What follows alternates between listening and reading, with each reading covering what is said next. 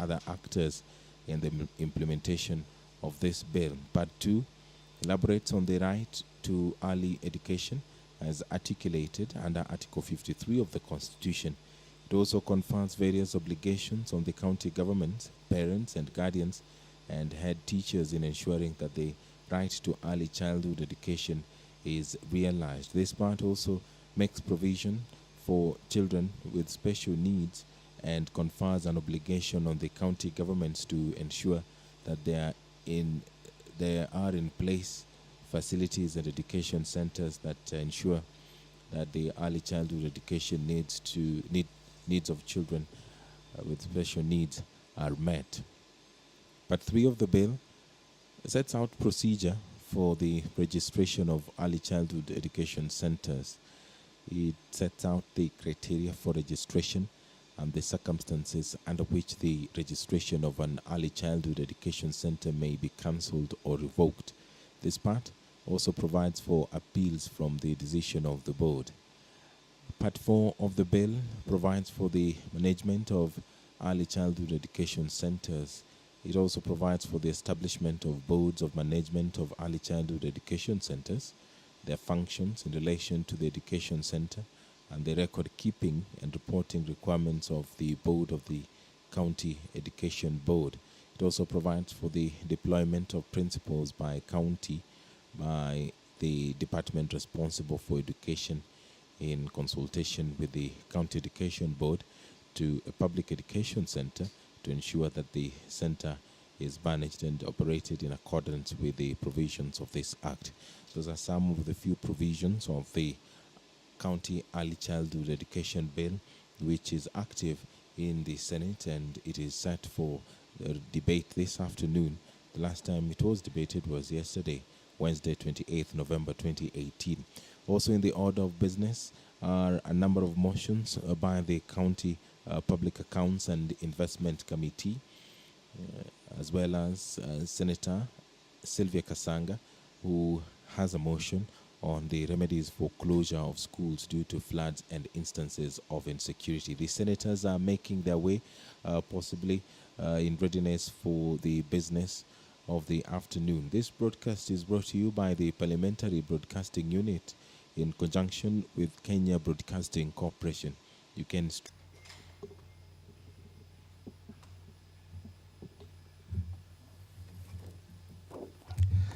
Let us pray.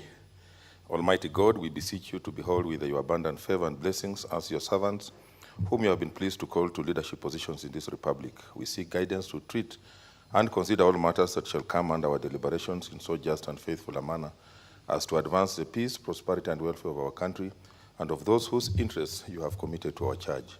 Amen.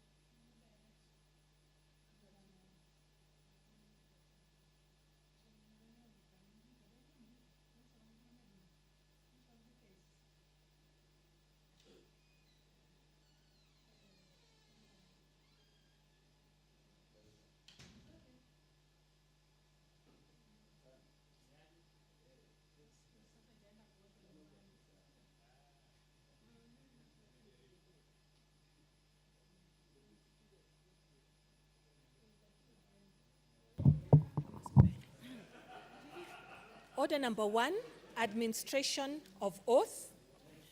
Order number 2, communication from the chair. Order number 3, messages. Order number 4, petitions. Order number 5, papers.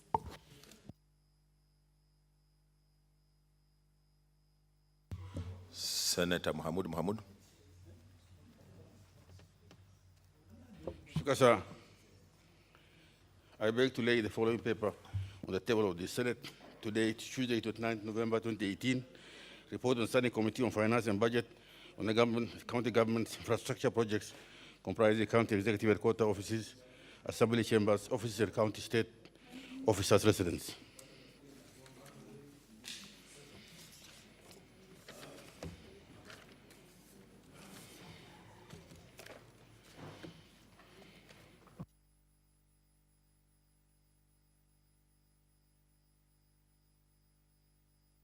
Next order. Order number 6, notices of motion. Senator Mahmood.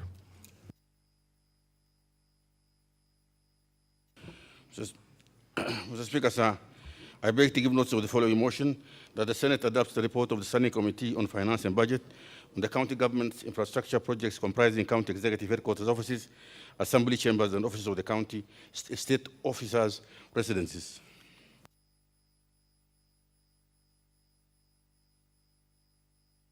Senator Musurube.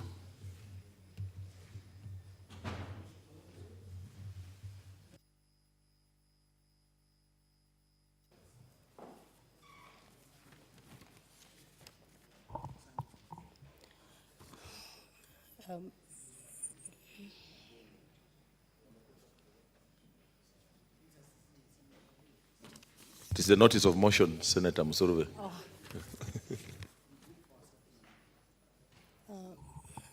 Mr. Speaker, sir, it has not been given to me. Kindly, Mr. Speaker, sir, thank you for the opportunity, but I request that I'm given a copy so that I can give notice of the motion by the Secretariat. It is my motion, yes, but I've not received communication now. In that case, I think let's defer it until you get prepared. Mr. Speaker, sir, I'm seeking for your indulgence, Mr. Speaker. Have you gone through it? Are you sure of what you want to? Mr. Speaker, sir, I'm really sure of what I'm doing. Thank you for the opportunity. I seek to move a motion, notice of motion, support of dyslexic people of all ages to reach their full potential. That whereas Article 43, 1F of the Constitution of Kenya explicitly provides for the right to education for all, and whereas Article 24 of the Convention of the Rights of Persons with Disabilities, CRPD, recognizes the right of persons with disabilities to education without discrimination and on the basis of equal opportunity, and that state parties shall ensure an inclusive education system at all levels and lifelong learning directed to, among others, the full development of the dignity and human potential of persons with disabilities. Noting that dyslexia is a form of disability that involves difficulty in learning to read or interpret words, letters, and other symbols, but does not affect general intelligence. Cognizant that with the appropriate intervention, dyslexic children have talents that can be nurtured in an inclusive setting. Deeply concerned that lack of appropriate curriculum for dyslexic learners in public schools disadvantages such learners, resulting to failure to maximize their full potential. Now, therefore, the Senate calls upon the national government through the Ministry of Education to, 1, ensure that educational needs of dyslexic learners are catered for in all public schools. 2, ensure a differentiated curriculum for dyslexic children is developed and accommodated within the regular curriculum. 3, allocate funds for purpose of developing special needs education, support materials and resources for dyslexic children in regular public schools. And 4, ensure that an inclusive mechanism is put in place to facilitate economic empowerment of dyslexic children as they transit from school to the world of work. Mr. Speaker, I move the motion. I give the notice of the motion. Thank you. Next order. Order number 7, statements. Senator Mercy Chebeni. Senator Imana Malaki Ekal. Is not there. Senator Dr. Blai Ibrahim. Thank you, Mr. Speaker, sir. Pursuant to Standing Order 48.1, I rise to seek a statement from the Standing Committee on Roads and Transportation on the high parking fee charges in institutions that offer public service, such as hospitals, schools, malls, among others. In the statement, the committee should indicate what policy framework guides parking fees in public and private institutions, and especially those offering public and crucial services to Kenyans.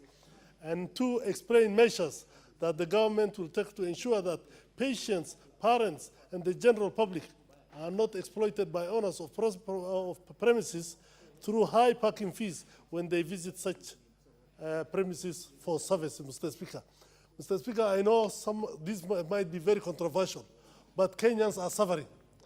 Even private properties, people go there for services, hospitals, you go to schools, you go to malls, and the charges are just too much, Mr. Speaker, sir.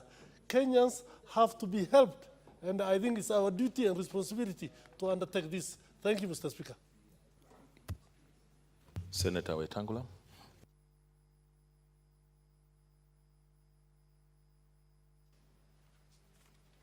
Mr. Speaker, Dr. Abdullahi cannot be so right. Institutions that offer public services, Mr. Speaker, have just become money mongers. If you go to Wilson Airport today, Mr. Speaker, and you drive in for 1 hour, as you leave, you pay 200 shillings. You go to Nairobi Hospital, you pay. Everywhere you go, it's just a money now, Mr. Speaker. And I think we have, as a house that defends the interests of the people of this country, rein in all these parties. We travel all over the world, Mr. Speaker. Airports offer services. They are not an impediment to travelers. Everywhere you go to Heathrow, you don't see anybody paying when they are entering or leaving the airport. But Jomo Kenyatta, Wilson, Kisumu, Malindi, Mombasa, everywhere. It's like they want just to drain the last drop of blood from every Kenyan, Mr. Speaker, and this we have to stop. Thank you, Mr. Speaker, and I thank Abdullahi, the Senator for Wajir, for bringing this request for a statement, and I hope the committee will interrogate each and every of these public institutions that are making it so difficult for the ordinary person in this country to operate. Senator Aaron Cheriot. Thank you, Mr. Speaker. I want to congratulate, or actually rather agree with the issue that is being raised by our colleague, Senator Dr. Ali. To the best of my recollection, Mr. Speaker, the first, for example, hospital to carry out this exercise, I think was Aga Khan, Nairobi. And the explanation they gave out for the protestations that were coming out of citizens was that that money will be used to run charitable activities within the institution. Of course, nobody either audits to find out whether it is true or it is a lie. But within a short period of time, every other public space has caught up with this very bad behavior, where even in public parks, like you go on Langata Road to a very private space like Uhuru Gardens, and you are told you cannot access until you pay 300 Kenya shillings, even at 5:30 in the evening. And people want to, because these are public spaces, Mr. Speaker, and therefore it calls upon us as a house, because we are a house of parliament, and one of the dictates of our constitution is that no other institution apart from parliament can issue directives that have the force of law. What they are issuing forcing people to pay is equivalent to giving a directive that has a force of law. And therefore, as this House, this is something that we urgently need to address and find a long-lasting solution to. I hope the committee that will look into this will give us a long-standing solution. Thank you, Mr. Speaker. Senator Onesimus Murkomen, leader.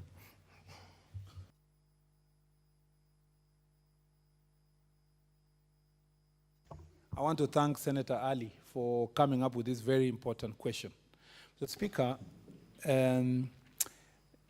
for those of us who use public and private facilities, Mr. Speaker, it's becoming, and particularly airports, Mr. Speaker, as long as you have entered the airport, Mr. Speaker, there is a tax. Whether you are parking or you are not parking, you know, even if you are going to wait your visitor, and there's a delay on the flight, and you are inside the car, you're waiting for them to come. Even if you go round and round the airport as you wait for your visitor, you don't get a parking, you will still pay a particular fee. Number two, Mr. Speaker, why should this House and Parliament be paying Nairobi Hospital money and other hospitals, Mr. Speaker, using our insurance scheme, Mr. Speaker, and again charge us another fee for actually going to the hospital itself? Mr. Speaker, this is something, the question I'm asking myself, what is the mischief for one putting money in a hospital where they're already charging, Mr. Speaker, for the services they are going to give? Why are they taxing people to come and actually pay for services they're coming to pay? Does it mean that, Mr. Speaker, they are suspecting that the idlers who are coming to park their vehicles in hospital, yet they are working elsewhere? Isn't it possible to track a person who has come to hospital from the time he arrives, where he's going, whether he's visiting a patient or... So, Mr. Speaker, and I'm not saying I'm singling out Nairobi Hospital, the same for Aga Khan Hospital, Mr. Speaker, the same for all these other private hospitals, yet they are providing important public service. I wish they were listening, Mr. Speaker, and they were hearing what we are saying today. This menace of charging Kenyans, and I saw one lawyer in this town even complaining on social media, Mr. Speaker, about the same. And we must provide solutions as Senate so that we must know that charge that is meted on us, it is as a result of what? And I want to thank Senator Ali, because most of us in this country get angry with things that go wrong, but do nothing about it except lamenting. But, Mr. Speaker, the few of us like Senator Ali who see problems and think about solutions must be supported by this House to ensure that we get the right answer. Thank you, Mr. Speaker. Senator Kilonzo Mutula Jr.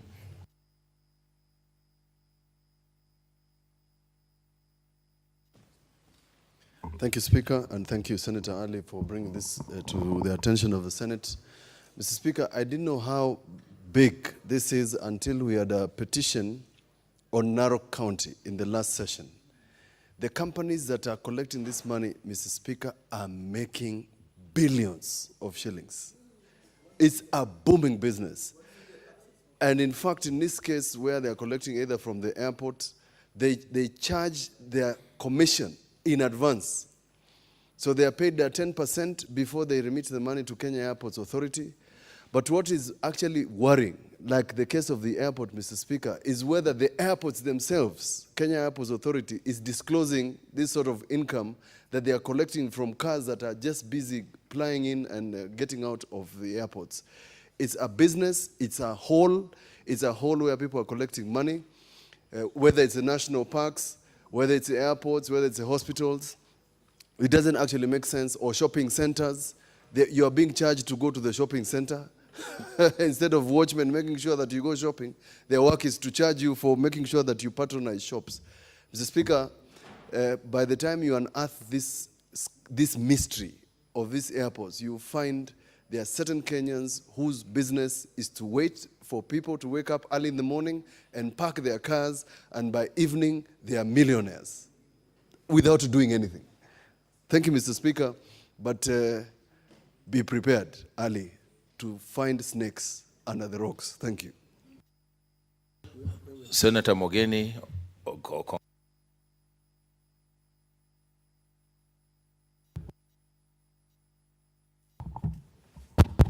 Thank you, Mr. Speaker.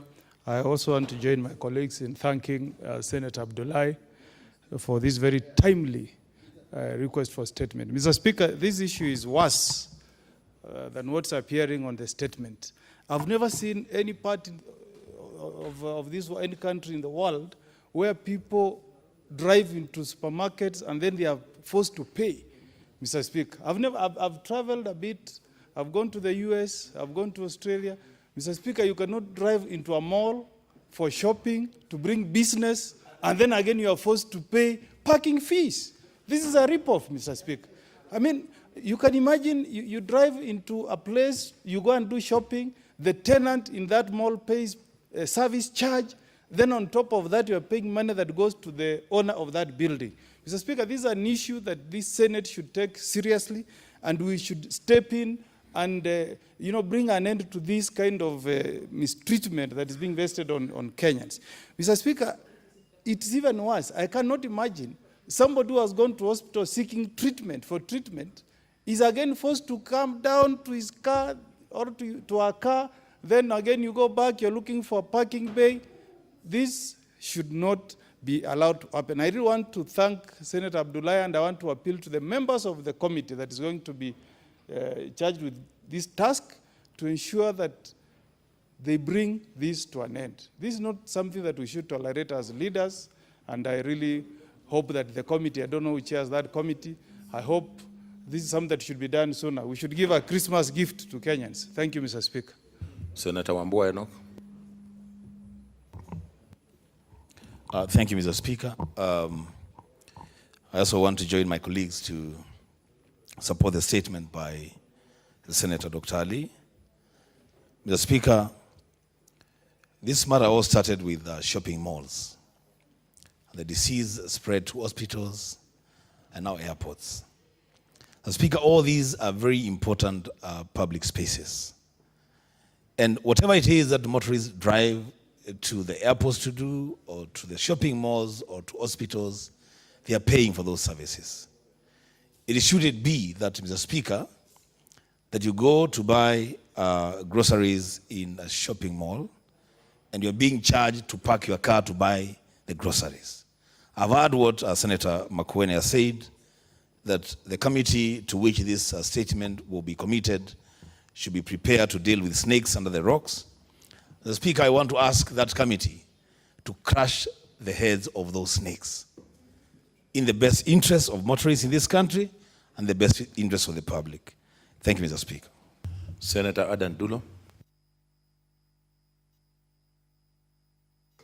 Thank you, Mr. Speaker. Sir, I wish to join my colleagues in congratulating Senator Ali, Dr. Ali, because this is really very important, Mr. Speaker, sir. Of course, it is really important for us to be able to regulate what is really happening in terms of this payment of the parking fee. Mr. Speaker, you will find that, for example, if I go to a place near my home, today you come with a parking card that you have paid for. After 1 or 2 months, the same company has changed. You end up keep on changing your card every now and then. You will wonder even what they are looking for. Because it's really important for the country to be able to regulate so that if a parking card is for Nairobi Hospital, it can be used elsewhere. So that you don't have to be having a parking card for Nairobi Hospital, for maybe another shopping mall and another one. So I think, Mr. Speaker, we need to regulate this. And this is really very critical and it's timely. Secondly, when you go to those parking malls, you will find that security is harassing people. You will wonder what they are looking for in your car. They don't have equipment, and they are keeping security. They are not regulated. They are not expert in terms of what they are looking for. You are subjected to some harassment. And I think all this, Mr. Speaker, sir, we need to regulate and stop these shenanigans. Mr. Speaker, security is a very important aspect in this country, and I think it is best placed under the relevant ministry to be able to regulate these security agencies who are checking people's car in those malls and in other places. I thank you and I support. Thank you. Lastly, Senator Kangata. Yes, thank you, Mr. Speaker, sir. Mr. Speaker, let me start by congratulating the Honorable Doctor for this very good petition. I know the committee is going to do a good work. Mr. Speaker, I think this problem not only affects the people who are in urban areas, but also those of us who come from semi-rural, semi-urban counties like Murang'a. Mr. Speaker, sir, like in my region in Murang'a County, there have been a lot of complaints where motorists argue that they pay a lot of money to the counties. There are no services which are being rendered by the county, and therefore they would want the parking fees which are being levied to commensurate with the services that the people are being offered. Mr. Speaker, sir, I would urge the committee that will be handling this petition to look at these issues vis-a-vis Murang'a County, in particular urban areas like Kangari, in Kigumo, Murang'a Town, Kireini in Madhioya, Kangema in Kangema constituency, Maragua in Maragua constituency, Keno, which is one of the fastest growing regions in Murang'a County, and also even Kirwara in Gatanga. There have been a lot of complaints by the motorists who use those urban parking slots as to whether, one, is the fee which is being charged, is it commensurate with the services? Number two, is there extortion? So thank you, and I would urge you, as you consider this petition, hear representation from the people of Murang'a County. Thank you. Thank you, Senator Kangata. We'll now receive clear statements under Standing Order number 51-1B. And I call the Chairperson Ad Hoc Committee on Maize to issue a statement relating to the activities of the committee.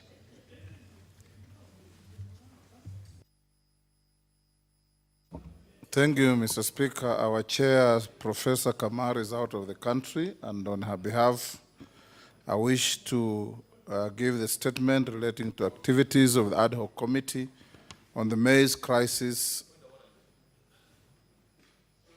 What's your point of order? Sorry for interrupting my leader. I'm just wondering whether that statement has been committed, the statement by Senator Ali. Has it been committed to any committee? Thank you, Mr. Speaker.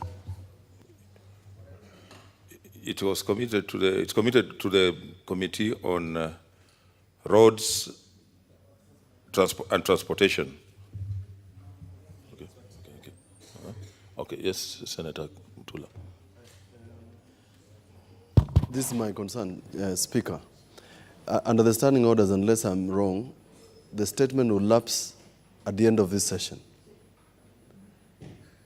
Now, what will happen when we go on recess next week and Senator Ali has not received a response? There's an issue there.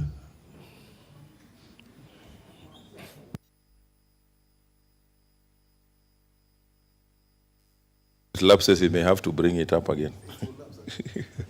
Senator Wetangula, proceed.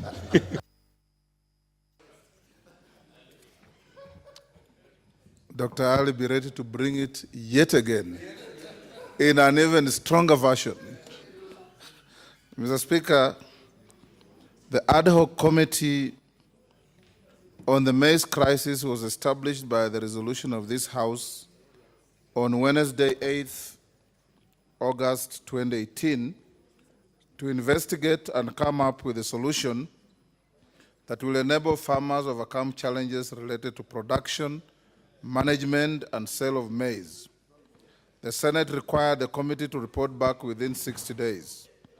The Senate later extended the life of the committee by a further 45 days via a motion passed on 11th November 2018. Mr. Speaker, the specific mandate of the committee was to inquire and report to the Senate on why farmers who have delivered their produce to National Cereals and Produce Board have not been paid to date. What is your point of order, Dr. Ali? There's a group there near the entrance who are making a lot of noise, Mr. Speaker, sir. We cannot hear what the Honorable Wetangula is saying. The leader of majority and his team there. Leader of majority, let's consult in low tones.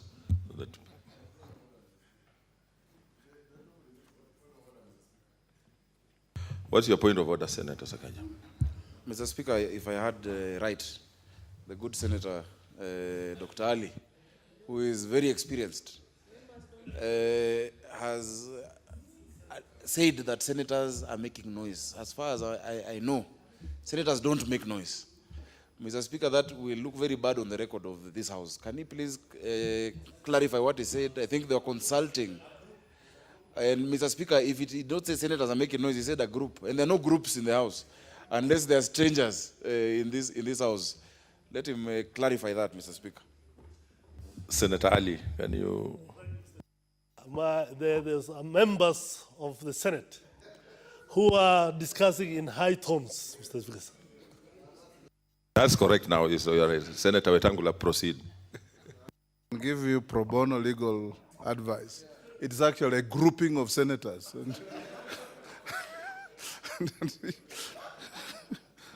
Mr. Speaker, the specific mandate of the committee was to inquire and report to the Senate why farmers have not been paid after delivering maize, the quantity of duty-free maize imported into the country during the duty-free window, which was to end in October 2017, and why the period was extended, the challenges facing the maize farmers and the NCPB, and make recommendations on how to resolve the challenges, the maize received by NCPB for the 2017-18 season to establish the suppliers, and the criteria for identification of millers and business persons involved in the importation of maize to the country. Mr. Speaker, the committee conducted an in-depth and detailed inquiry into the maize crisis in the country by inviting submissions from different stakeholders involved in the entire maize value chain and persons of interest concerned with the delayed payments to maize farmers. This included the Cabinet Secretary, Minister of Agriculture, Livestock, Fisheries and Irrigation, Cabinet Secretary, Minister of Devolution and Assault, Cabinet Secretary, the National Treasury, Cabinet Secretary, the Minister of Industry, Trade and Cooperatives, the Council of Governors Committee on Agriculture, the Managing Director, NCPB, the Managing Director, Kenya Bureau of Standards, the Chairman, Ethics and Anti-Corruption Commission, the Director General, Kenya Revenue Authority, the Chairman, Kenya Ports Authority, the Chairman, Strategic Grain Reserves Trust Fund, the County Executive Committee members, CEC members in charge of agriculture, grain millers associations, and farmers' representatives. Mr. Speaker, the committee undertook various meetings with maize farmers and opinion leaders in, among other areas, Trans Nzoia, Nyamira, Bungoma, and Nandi counties. Indeed, Mr. Speaker, the committee is grateful to you for having attended one of its meetings at the Eldoret Town Hall during the inaugural sitting of the Senate in Uasin Gishu County. As a consequence of the inquiry, Mr. Speaker, the government reacted by attempting to hasten the process of paying the farmers, albeit unsuccessfully. Indeed, the workings of the committee have jerked the executive to appoint its own task force to look into maize farming. Mr. Speaker, the committee was also cognizant of the fact that during the process of our inquiry, the DPP, the DCI, and other investigative agencies were seized of the matter, and some cases are currently ongoing in court relating to these maize issues. We urge the two offices not to relent in going after all the culprits in the maize scandal to be brought to book. Mr. Speaker, sir, the committee tabled its detailed report on the floor of the Senate on Tuesday, 27th November 2018, which now awaits debate and adoption. Without anticipating debate, Mr. Speaker, the committee has recommended a raft of proposals, including legislative interventions, by this House, which we shall be urging the House to adopt at the relevant time. Furthermore, Mr. Speaker, in order to ensure the work of this and indeed other ad hoc committees implemented, we have proposed that the relevant standing committee, in this case the Committee of Agriculture, deals with specific recommendations on a follow-up basis in the form of implementation once the House adopts the report. Mr. Speaker, I wish to thank the members of the committee, particularly our chair, Professor Margaret Kamar, and all the committed members who worked with the committee for their dedication throughout the inquiry and for producing a good report which, if implemented, could transform the maize sector forever.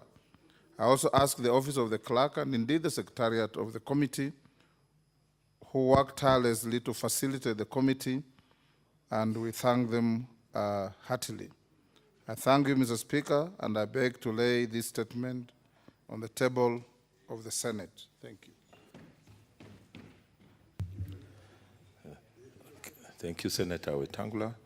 Chairperson, Standing Committee on National Cohesion, Equal Opportunity and Regional Integration.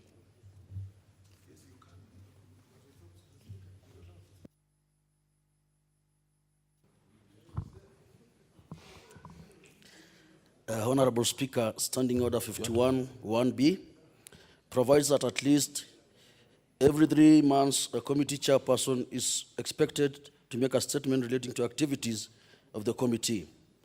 In fulfillment to this provision, I wish to make a statement in regards to the Standing Committee on National Cohesion, Equal Opportunity, Regional Integration for the period commencing 9th August 2018 to 9th November 2018.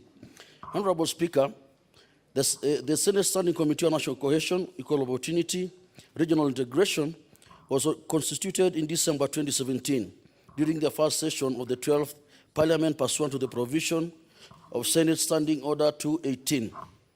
The committee is mandated to consider all matters related to national and intercommunity cohesion, the equalization of opportunities, and improvement in the quality of life and status of all persons, regional integration, the East African Legislative Assembly, and the Pan-African Parliament. Honorable Speaker, as outlined under 215.2, the activities of the committee shall entail the following: bills considered by the committee, statements considered by the committee, petitions considered by the committee, inquiries undertaken by the committee, and the progress of any such inquiry, any county visit undertaken by the committee, and the outcome of such visits, and the manner and the extent to which the committee met its public participation obligations in respect to business of the committee. Understanding Order 218.4, the committee is expected to scrutinize the resolution of Senate and formal undertaking taken by the National Executive, including adopted committee reports. Honorable Speaker, during the period under review, the committee has held a total of 6 sittings and engaged with several stakeholders. Honorable Speaker, on reporting on the activities of the committee, I wish to provide the following details of each activity as follows. Number 1, bill considered by the committee. The committee considered the East African Community Statistics Bureau Bill 2017, and it approved it.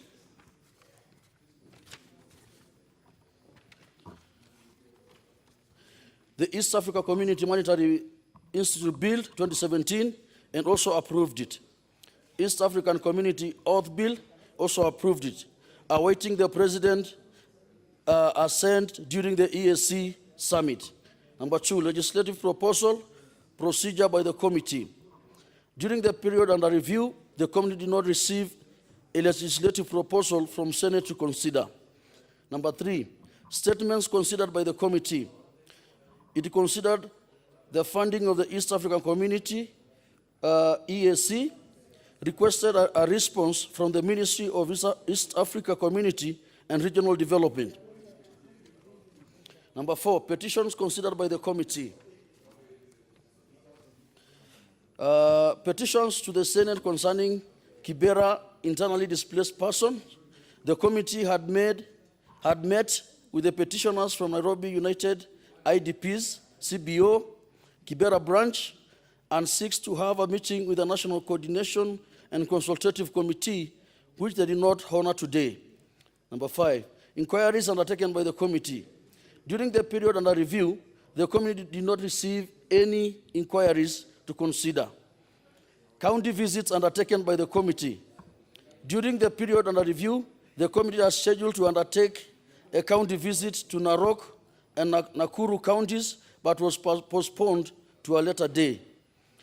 Scrutiny of resolutions of the Senate Standing Order 218-4. The committee had no Senate resolution to follow up with implementation status in the various government agencies. Number 9, public participation.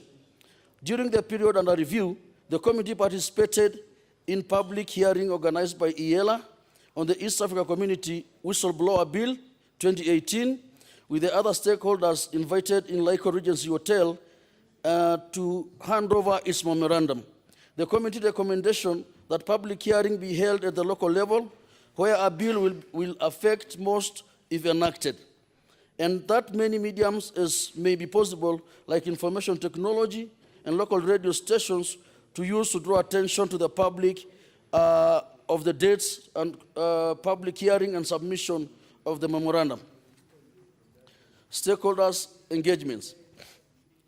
National Cohesion and Integration Commission, NICC, East Africa Legislative Assembly, that is IELA, the Nairobi United IDPs, challenges and recommendation. The committee had postponed meetings owing to quorum, inadequate budgetary allocation, led into the committee shelving some of its scheduled activities. Mr. Speaker, the committee has an enlarged mandate, which includes equal opportunity and regional integration. For the committee to fully fulfill its mandate on regional institutions like EAC, IGAD, and PAP, the committee requires an enhanced budgetary allocation in the next financial year. To this end, I take this opportunity to thank the committee stakeholders, specifically the National Cohesion and Integration Commission and the Ministry of East Africa Community and Regional Developments for its commitment to working with the Committee on Issues Integration of East African Community and Parallelization of EACC institution. I also urge ministries which domicile regional integration bodies like IGAD and PAP, specifically the Ministry of Foreign Affairs, to engage the committee in the affairs of those bodies as a way of establishing collaboration and partnership with the committee to facilitate it fulfill its mandate, which the committee will strive to achieve. Mr. Speaker, in conclusion, the committee extends its appreciation to the officers of the Speaker and the Clerk of the Senate for their support and rendered to it during execution of its mandate. Mr. Speaker, sir, I beg to lay the papers on the table. Senator Kilonzo Mutula Jr.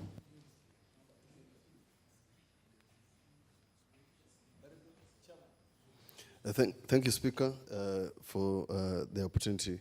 I was wondering where my good neighbor, Senator Kajiado, has been. I've realized that he was integrating the East African community. Mr. Speaker, I wanted this opportunity to make a comment, just a brief comment about the committee investigating the affairs of Maize. And I hope next week the members who will be left in the Senate after the rest travel, we can get into the details of the Maize and the effects thereof. I know Senator Murkomen has had run-ins with some people about this Maize issue. So I want those things, I hope we can discuss them. But this is what I want to say, Mr. Speaker. This morning I had the privilege of attending one of the committees, and I think we need to empower our committees to be able to do their work. Majority leaders, some committees are facing a lot of challenges. Some of them are governor who has refused to come to the Senate, and he has been summoned. The IG has refused to bring that governor. He says, go and get a court order. Can't work like that, because it is obvious under Article 125, Mr. Speaker, that these committees are like a court, the High Court of Kenya. We must make it clear that if a committee issues an order for anybody to appear, you don't need a court order. You are a court. So when somebody in the office of the IG writes a note officially to this Senate, please bring a court order, I was baffled as to what happened to the people who advised this Senate. This cannot be a negotiation. Otherwise, the committee, like the one investigating Maize or the others that we are going to form, will face various challenges from these government functionaries. Let's empower our committees, let's give them teeth to bite, and let's bite one person so that the rest can learn a lesson. Thank you. What's your point of order, Senator Murkomen?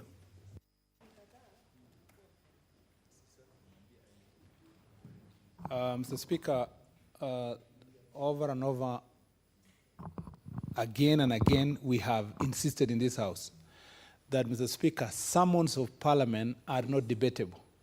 You can come and debate the subject matter, how you will answer, the answers you will give us, because we can never force you to give an answer that is tailor-made for this House. But appearing before the committee is not debatable. And we passed that stage long time ago, Mr. Speaker. And that time of first-term governors, and I don't want to mention their names, many of them who gave us lectures about how Senate is too small for them to appear, we saw that issue a long time ago. No wonder you see many of these governors coming for County Public Accounts Committee sessions, because that was actually where the contention was.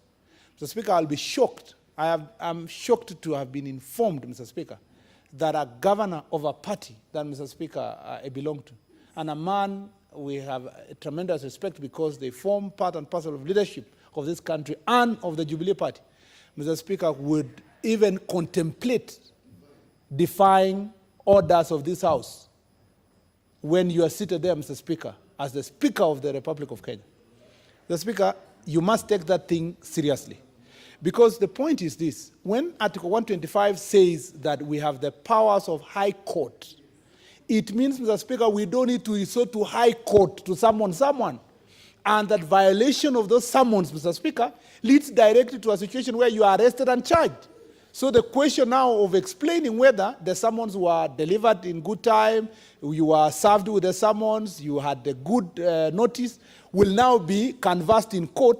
But at that point in time, you are facing criminal charges.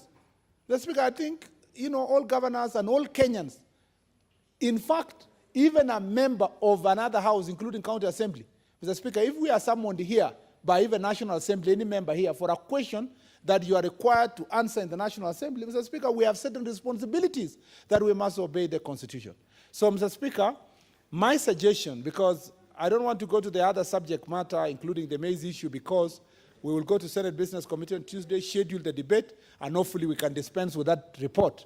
But at this point in time, your office, Mr. Speaker, must inform this House what is being done to ensure that this Senate is not going to be put into disrepute, and, Mr. Speaker, that persons who are required to appear here, Mr. Speaker, appear to this House, Mr. Speaker, as per the law and as per the Constitution. And I'm not even saying that you should provide your ruling now. Mr. Speaker, that ruling had been provided by your predecessor before. We want you to refer to that ruling and enforce it, Mr. Speaker, and inform this House what you have done towards its enforcement. Thank you, Mr. Speaker. Senator Wetangula. Okay, before Senator Wetangula speaks, what's your point of order, Senator Cheriot? Mr. Speaker, I was just thinking, wouldn't it have been in order for the majority leader, having gone to great lengths to explain how this very senior leader in the party that he belongs to continues to undermine the great work that Senate, a house that he leads, it is important for future references, so that anybody who reads the Hansard of this house in another 20 years' time, they will not know who this governor is. I think they should be named and shamed, so that wherever they are, they know that they are under the very watchful eye of the Senate. Senator Murkomen.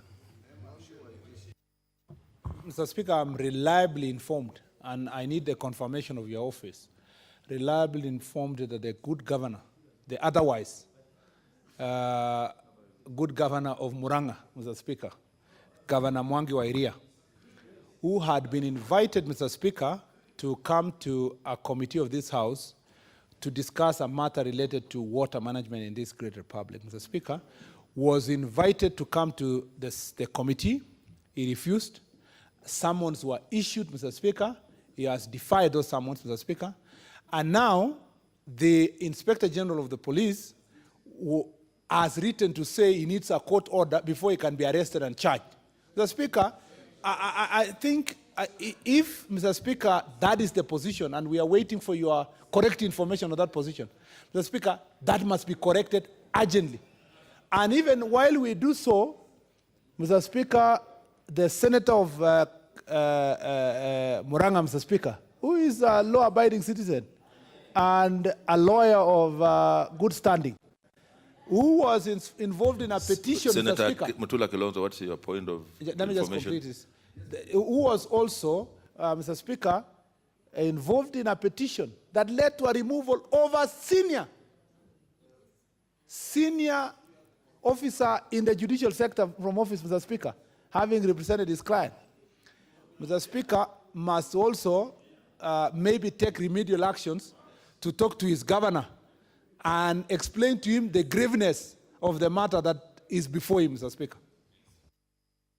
Senator Mutula Kilonzo Jr. Mr. Speaker, this is not a matter of conjecture. This morning, I saw the letters, and I saw the letter addressed by the IG Boynet to the Committee of Lands. Mr. Speaker, directions must be given. A direction from your seat is important because that misconception and misapprehension of the law, where the Senate of this Republic is supposed to go to a court to get an order, can only lead to one thing, that we are subject to the court, Mr. Speaker. And therefore, Mwangi wa Iria is the victim. The Committee of Lands is the assailant is Mwangi wa Iria. Victim is Committee of Lands and the Senate, Mr. Speaker. But the perpetrator is IG Boynet. Thank you. Senator Wetangula was on the floor. Thank you, Mr. Speaker. In the event Mwangi wa Iria is listening, Article 125 of the Constitution, Mr. Speaker, 2, for the purposes of Clause 1, that gives Parliament the power to summon, a House of Parliament and any of its committees has the same powers as the High Court. No qualification, no interpretation. It's as clear and as plain as that. And Mr. Speaker, the majority leader should sometimes avoid using unnecessarily flowery language. The governor of Muranga was brought here on impeachment, and we had his case with grueling evidence of serial corruption, and he escaped under very dubious circumstances, Mr. Speaker. So to describe him as a good man is a misnomer. Senator Wetangula. And misdescription. Let's be careful, observe Standing Order number 96, so that we don't discuss... It's factual, Mr. Speaker, but let me go to the point, Mr. Speaker. Yes. Mr. Speaker, I enjoin Mutula Kilonzo Jr., Senator, and Murkomen, Senator, that your office does write to the IG and tell him the import of Article 125 of the Constitution. Mr. Speaker, this is not the only case. Last week, when your able deputy was in the chair, we listened rather sympathetically to my distinguished young colleague from Trans Nzoia, my very good friend, Senator Mbito, whose father is a great friend of mine. Mr. Speaker, he told us that they have suffered at the hands of a minister that they are oversighting. And the minister has routinely ignored listening to them or giving them information they want. We have also been guilty, Mr. Speaker, as a House in some way. You remember Senator Linturi, I don't see him in the House, telling the House that they were pleading and begging a minister to appear before their committee. How can a House that has powers of the court plead and beg for a minister to appear? Therefore, Mr. Speaker, we would want the legal department of this House, under the hand and seal of your office, to send clear messages to all public officers that we oversight, that appearing before the committees of this House is not an option. It is not a choice. And choices have consequences when they decide to choose. Thank you. Senator Kangata. Thank you, Mr. Speaker. Mr. Speaker, let me say that the authority of this House is being tested. We need to stand up as a Senate and demand that the governor from Murang'a must attend to the business or adhere to the summons of this honorable House. Mr. Speaker, I want to say that if we don't enforce that summons, we are going to create a very negative precedent. You will be finding a situation where other governors or other persons who have been summoned by this honorable Senate failing to come, they'll be citing that case as a precedent. Mr. Speaker, we have seen several other governors attending to summons of this Senate. We have seen several governors. We have seen several cabinet secretaries. We have seen other several entities agreeing to the summons of this honorable Senate. And therefore, I would urge you give a ruling that is going to ensure that what is happening does not recur again. It is very dishonorable on the part of a top county official to refuse to honor summons of this Senate. And I think the IG, he was misadvised. We don't have to keep on reverting to court to get such an authority to compel a governor to appear before this honorable Senate. And therefore, I concur with the sentiments that have been made by my colleagues. Thank you. Senator Malala Cleophas. Thank you, Mr. Speaker. I want to join my colleagues in supporting the fact that the Senate must be respected. But again, Mr. Speaker, we need to, first of all, look at ourselves. I have an issue on how we execute Standing Order number 48 on requests of statements from senators. Mr. Speaker, you'll find that when we ask a question, and that question is referred to a chairman of a committee, the chairman of the committee goes to the respective CC and asks for answers. Those answers are not interrogated and are brought directly to this House. These has relegated the chairpersons of committee as clerks, because what we are doing as Senate is simply forwarding a question to a chairman, the chairman running with the question to the CC giving him answers, with the CS giving him answers without even perusing them, without even interrogating them, Mr. Speaker, and bringing them in this House, Mr. Speaker. Mr. Speaker, I think we need to relook at the manner in which those questions are interrogated. How I wish we should accumulate the questions and cluster them and ask the CS to come and respond to those questions, and the answers of those questions be tabled in the House in form of a report. Thank you. Senator Cheruiyot Harun. Thank you, Mr. Speaker. Mr. Speaker, you know, when my good friend Senator Irungu Kangata, the senator for Murang'a, was contributing, he's generally very loud and audible and clear, but today he was whispering. That tells you how vicious his governor is. That even in the House of Parliament, his senator fears him. But on a more serious note, Mr. Speaker, the orders that senators are seeking that you give this afternoon are very important and very cardinal to our operations as a House, Mr. Speaker. It will not be the first time that your good office will be stamping the authority of our institution in the Republic of Kenya. I wish to remind you, Mr. Speaker, that last Parliament, when you were debating the very controversial election laws, senators found Parliament marooned by police officers. And we felt that that was intimidating to us as members of Parliament. From that very chair that you're seated, your predecessor gave out orders. What is your point of order, Senator Kangata?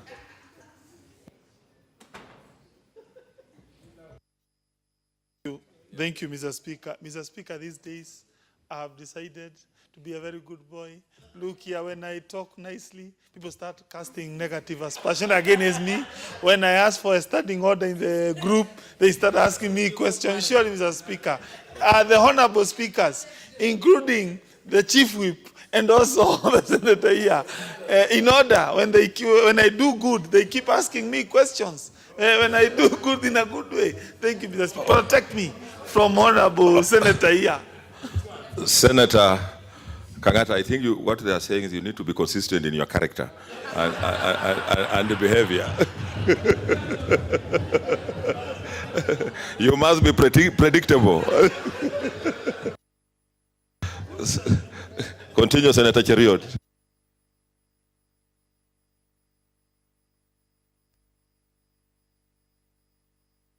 Okay, thank you. So I was saying, Mr. Speaker, the orders that you are seeking you to make are not strange. It will not be the first time. On that fateful day, from the very seat that you're seated this afternoon, Mr. Speaker, the then Speaker ordered that there shall be no transaction of any parliamentary business until the police officers who had cordoned off Parliament were asked to move out. And business came to a standstill until they moved away.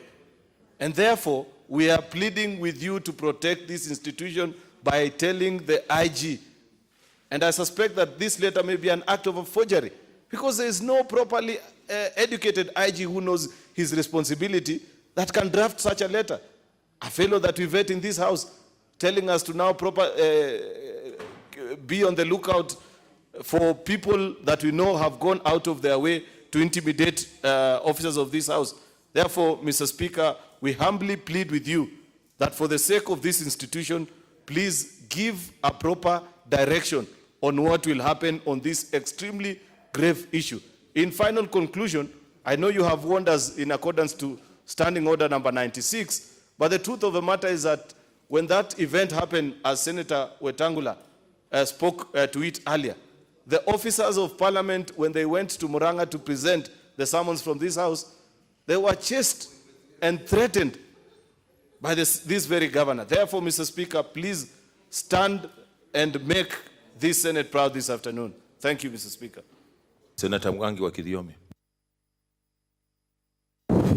Mr. Speaker, sir, it is true that we invited Governor Wairia to come to the Committee of Lands, Environment and Natural Resources to answer on water supplies in Murang'a, because there was crisis of water supply in Murang'a. He refused to appear before the committee. We decided to summon him, and he defied the summons. So we decided to write to the IG so that he can bring Mwagwairia to the Senate to answer the same questions. Instead of the IG bringing him to the Senate, the IG wrote a letter and said that he needs a warrant from the court to go and arrest Wairia and bring him before the Senate. Mr. Speaker, this is arrogance of the first order. Wairia should know that we are elected the way he's elected. I got more votes than my governor in my county. So we should learn to respect each other. In any case, Mr. Speaker, sir, we are demanding that this same governor, Mwangi Wairia, be brought before the committee so that he can answer questions pertaining to the shortage of water in Murang'a and non-supply of water in Murang'a. The IG should also be educated on law to know that he does not need any document from the court to arrest Wairia and bring him before the committee. Thank you, Mr. Speaker. Senator Cherargei Samson. Thank you, Mr. Speaker, sir. I want to join my colleagues in as a chair of a committee. We have been having serious issues with some of the invitations to some of the people that we need for the purposes and efficiency of the committee. Mr. Speaker, sir, I know today you will make the Senate proud by making directions that will ensure there is strict compliance. And you know, we are doing this in the interest of protecting devolution. We are doing this in the interest of service delivery.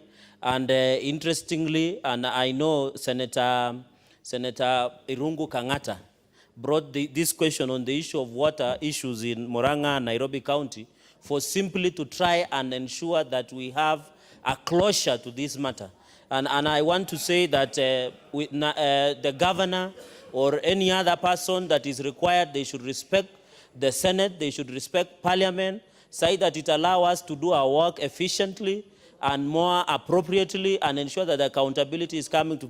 And I hope, Mr. Speaker, sir, I hope the way Senator Wetangula, as I conclude, that we should, as a Senate, there are so many people, we would want to name names, that when you have invited to the committee, they have declined, and yet the issues that we are discussing will help them to discharge their mandate as a ministry, as a county government, and I hope we will be able to dispense this matter, Mr. Speaker, and ensure, and I can see Senator Irungu Kangata because I want to thank him because he has appreciated that he's becoming a good boy, but we are also happy because he got married the other day. That could be other reason that has brought down his excitement in the House, and that has brought consistency in this behavior. I thank you, Mr. Speaker, sir. Okay. Thank you, Senator Cherargei. Honorable Senators, I think the issues you have raised this afternoon are of summoning witnesses before the committee are grave. Unfortunately, they are not new. We have had incidents where, in the past, where witnesses have been invited and have failed to appear before the committee. And Article 125 of the Constitution, like you have rightly said, is clear that the Senate has powers to summon any person, including cabinet secretaries, governors, before its committee. So the courts have also had occasion to consider this matter, and they have made it expressly clear that Article 125 indeed bestows this power on the Senate. So I just want to reassure members, honorable senators, that we shall ensure that the power of the Senate under Article 125 is respected. And also tell those who are being summoned that by being summoned, you're not being criminalized. You're just being called to come and clear certain things that may be of doubt. In my past life, I also used to appear, and it was very clear. And I want to encourage all others who have been summoned to appear before the Senate to come, because, like we have said, its constitution is under Article 125, and all must respect the Constitution. Senator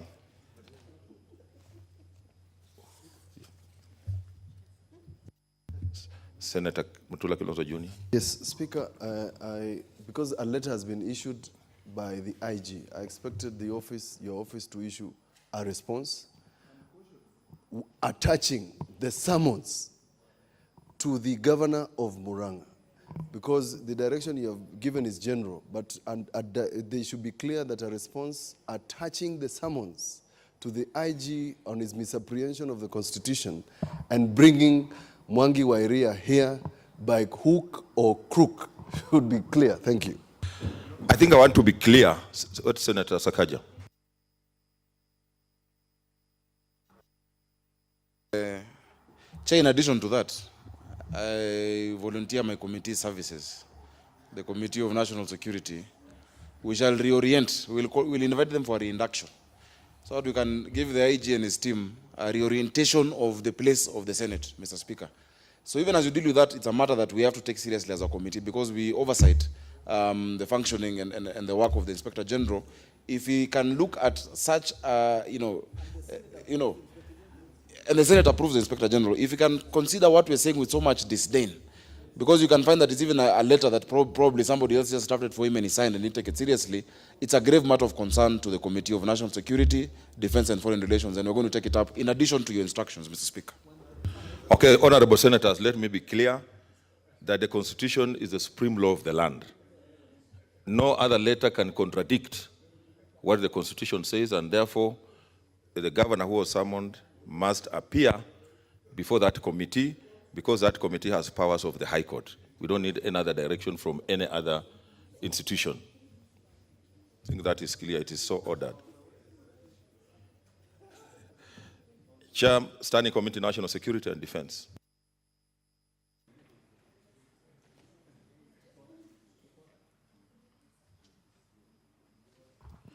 Thank you, Mr. Speaker. Mr. Speaker, this is a statement relating to the activities of the Standing Committee on National Security, Defense and Foreign Relations, pursuant to Standing Order number 51. And this is for the period between the 9th of August to 9th of November 2018. In the interest of time, I will not introduce the committee and say how many members and how it was formed. That is in the record of the House. I will leave that. But in this period, Mr. Speaker, we've considered a number of bills. One, the Prevention of Terrorism Amendment Bill, sponsored by Senator Wako with a Q. Number 20 of 2018, which was referred to the committee by yourself on the 11th. We've held a meeting with the sponsor of the bill, and we've conducted public hearing on this bill. And we've considered submissions received. We've met with the National Counterterrorism Committee and other stakeholders, and we are waiting for adoption of that report.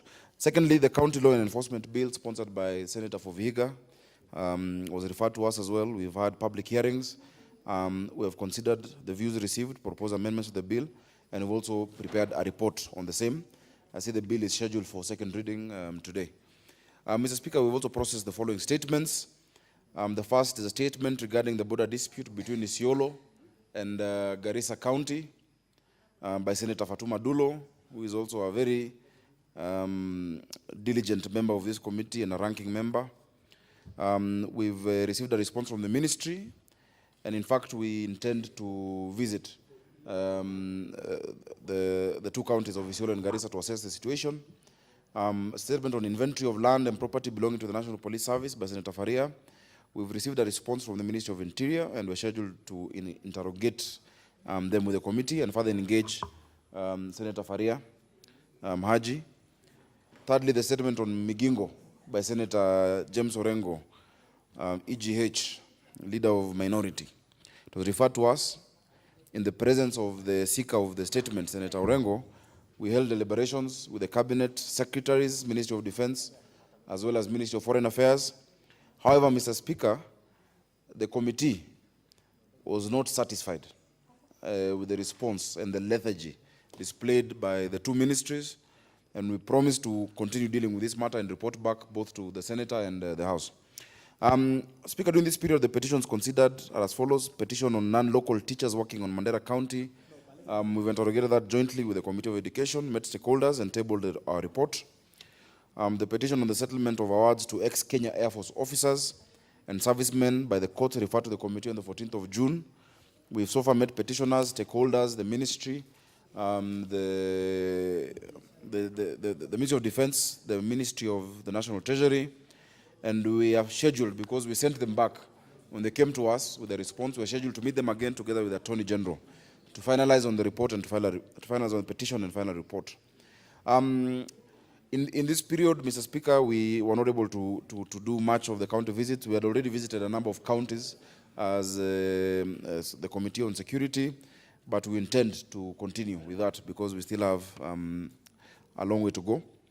During this period, we held engagements with Citizen Participation in Security Committee. That is the Nyumba Kumi initiative on the 16th of October. The main objectives were to understand the mandate, achievements, and challenges of the committee in the security sector, to assess the collaboration between the committee and other security agencies, and to find out any legislative gaps to ensure success of the committee. And one of the key issues arising, Mr. Speaker, was the lack of synergy between the CPS, that Nyumba Kumi initiative, and other security agencies in the security docket.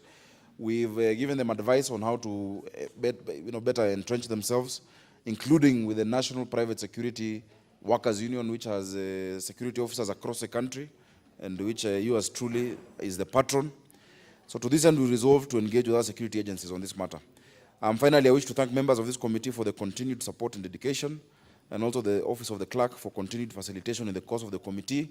Unlike other committees, we never have quorum challenges. Our members are very, very diligent, they're on time, and they are committed. I thank you, Mr. Speaker, and I beg to lay this statement on the table of the Senate. Thank you, Chair, for your brief statement. Chairperson, Standing Committee, Tourism, Trade and Industrialization.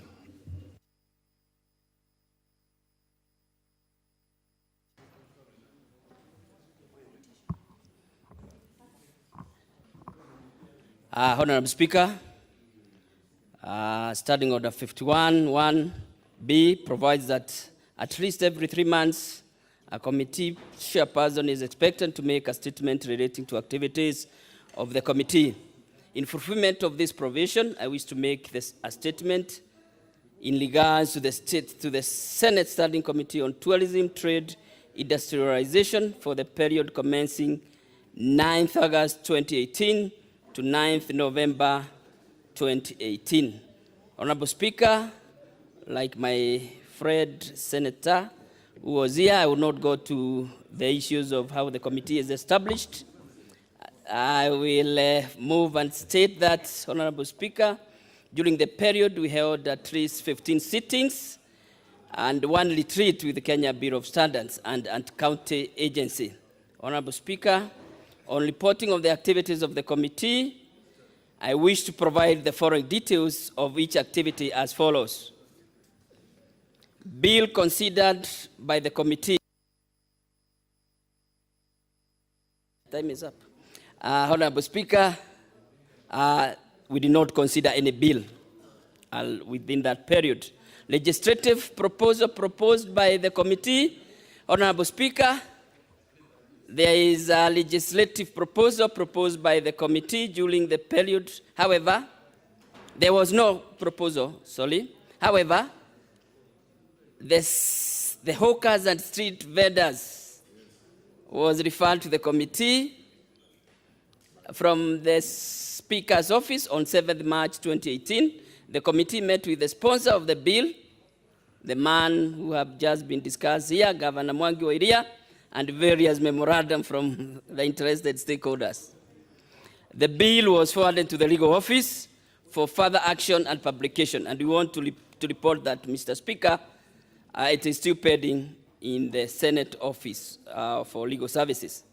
Number 3, statements considered by the committee.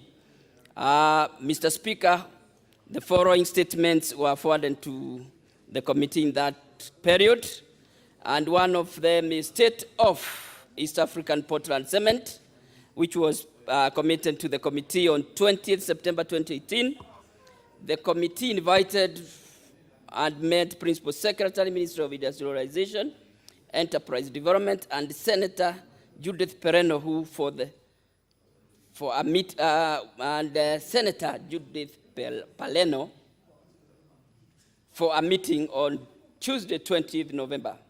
The matter was concluded and the committee agreed to make a follow-up on the issues on human resource and skilled appointments.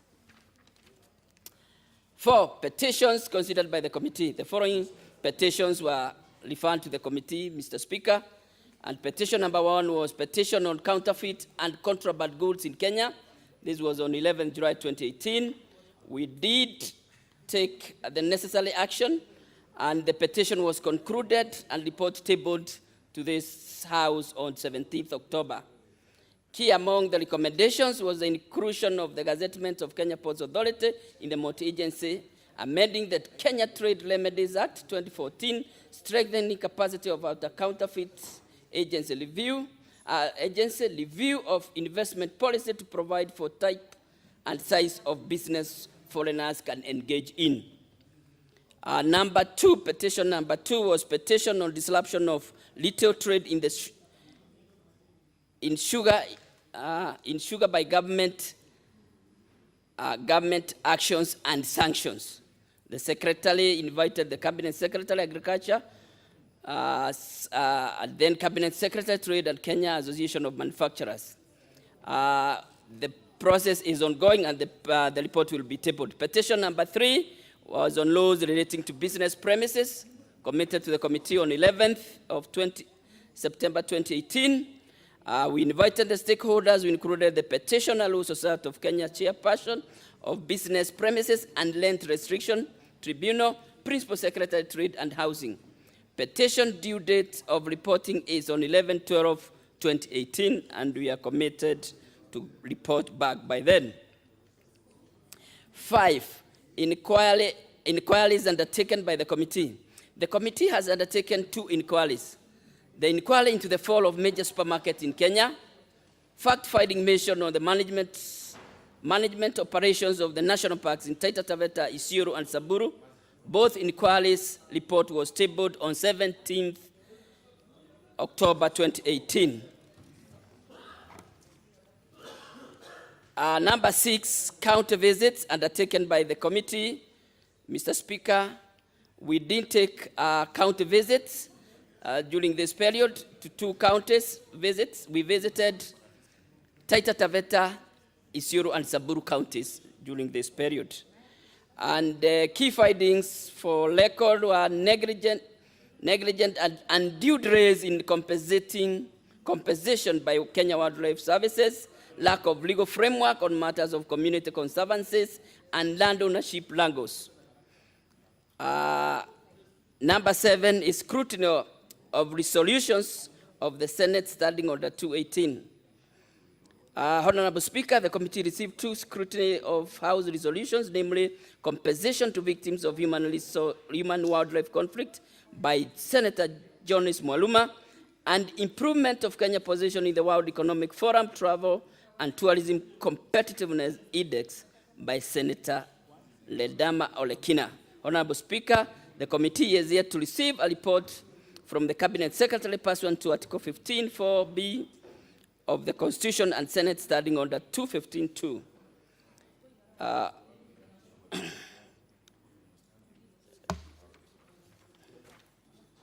Number 8, stakeholders engagement.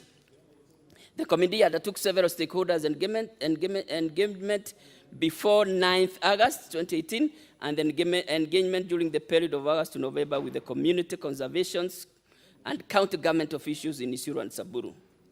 One of the stakeholders was community conservatives in Taita Taveta, Isiolo, and Samburu. Number 9, the committee public participation. The committee during the county visit and used public barazas and engagement of community opinion leaders as strategies for public participation. The committee noted the need to involve the community at the grassroots because their opinion mostly varies from the leaders' views, with the purpose of enhancing full public participation. It is prudent for the committee to cater for logistics expenses for invitees during these engagements at the counties. That could be a recommendation. Challenges, Mr. Speaker. The challenges faced by the committee are as follows. Delays from frequent postponement of meeting by invitees, thus affecting the time as required by the standing orders to report on petitions. Lack of media publicity and investigative research on issues concerning the committee, and non-response from the Ministry on House resolutions. Mr. Speaker, I would want to conclude by thanking the committee members. We also have never lacked a quorum. With those few remarks, I do table our report. Thank you. Senator Musuruve, let me give you an opportunity to make your statement briefly. Mr. Speaker, sir, I just want to thank you for this opportunity that you have given me. And I have 2 statements to make, Mr. Speaker. And Mr. Speaker, sir, pursuant to Standing Order 47(1), I rise to make a statement on an issue of general topical concern on the Special Olympics World Summer Games. Honorable Speaker, Special Olympics World Summer Games are a multi-sport event for athletes with intellectual disabilities in the tradition of the Special Olympics movement. Special Olympics movement is a global movement of people creating a new world of inclusion and community where every single person is accepted and welcomed, regardless of ability or disability. These games are held every 2 years, alternating with summer and winter games. The next Special Olympics World Games is scheduled to happen in the month of March, year 2019 in Abu Dhabi. Honorable Speaker, this movement was started to give children and persons with intellectual disabilities an opportunity to participate in athletics events and provide year-round training and competitions. This has stirred confidence and joy among children and adults with disabilities who are learning coordination, mastering skills, participating in competitions, and preparing themselves for more productive lives. Further, as the movement continues to grow, the joy of unified sports is bringing together people with and without intellectual disabilities from every continent. Honorable Speaker, Kenya has participated in various previous editions of the Special Olympics, and on each occasion the players have experienced challenges owing to lack of funding and support from the government locally. A notable effort has been made in Kenya to enhance the lives of persons with disabilities. However, more needs to be done, and especially in the area of sports and physical activity for persons living with disabilities. Honorable Speaker, inclusion of persons with disabilities into everyday activities cannot be overstated to enhance their participation in society. It is for this reason that I wish to bring this matter to the attention of the Senate and appeal to the national government and the relevant government agencies to support this Special Olympics movement and consider funding and participants from Kenya in terms of training, accommodation, upkeep, and insurance. Thank you for your statement. You have been heard. You wanted to add something? Mr. Speaker, sir, thank you, and I'm happy that I've been heard. But, Mr. Speaker, I would wish even for senators to comment on this issue. Mr. Speaker, you remember very well, just recently, when even PWD slept in offices because their issues were not addressed. Mr. Speaker, there's surely need for the Senate to intervene for the purpose of supporting persons with disabilities sports, Mr. Speaker. Kindly allow for the senators to comment 2-3 minutes, Mr. Speaker. I can only allow if there's a request, but I have seen one, Senator Maruma. Thank you, Mr. Speaker, for this opportunity to support the statement by Honorable Dr. Msuruve. This issue of inclusivity is something that has been discussed, canvassed in all spheres. We've been talking about even yesterday about voting for women to be included in Parliament. And today we are talking about sporting activities and Olympics. Specifically, the Senator is talking about sponsoring people with disabilities, especially intellectual disability, to go to the Olympics. I think I've mentioned over and over again that we cannot pretend to be moving forward and to be developing as a nation when we leave a section of the populace behind. And in this case, we need to support the people with disability to attend sporting activities. They can do well. Maybe you have somebody who is intellectually disabled, but they are physically okay. They can run, they can play different games. So as a Senator is putting it clearly, let us have the Senate supporting the issue of having the government support people with disability to go for the Olympics. So with that, just one remark, maybe I support the Senator.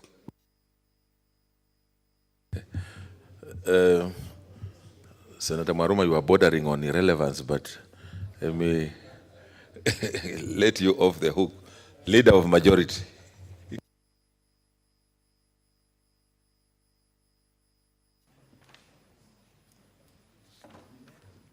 Thank you, Mr. Speaker.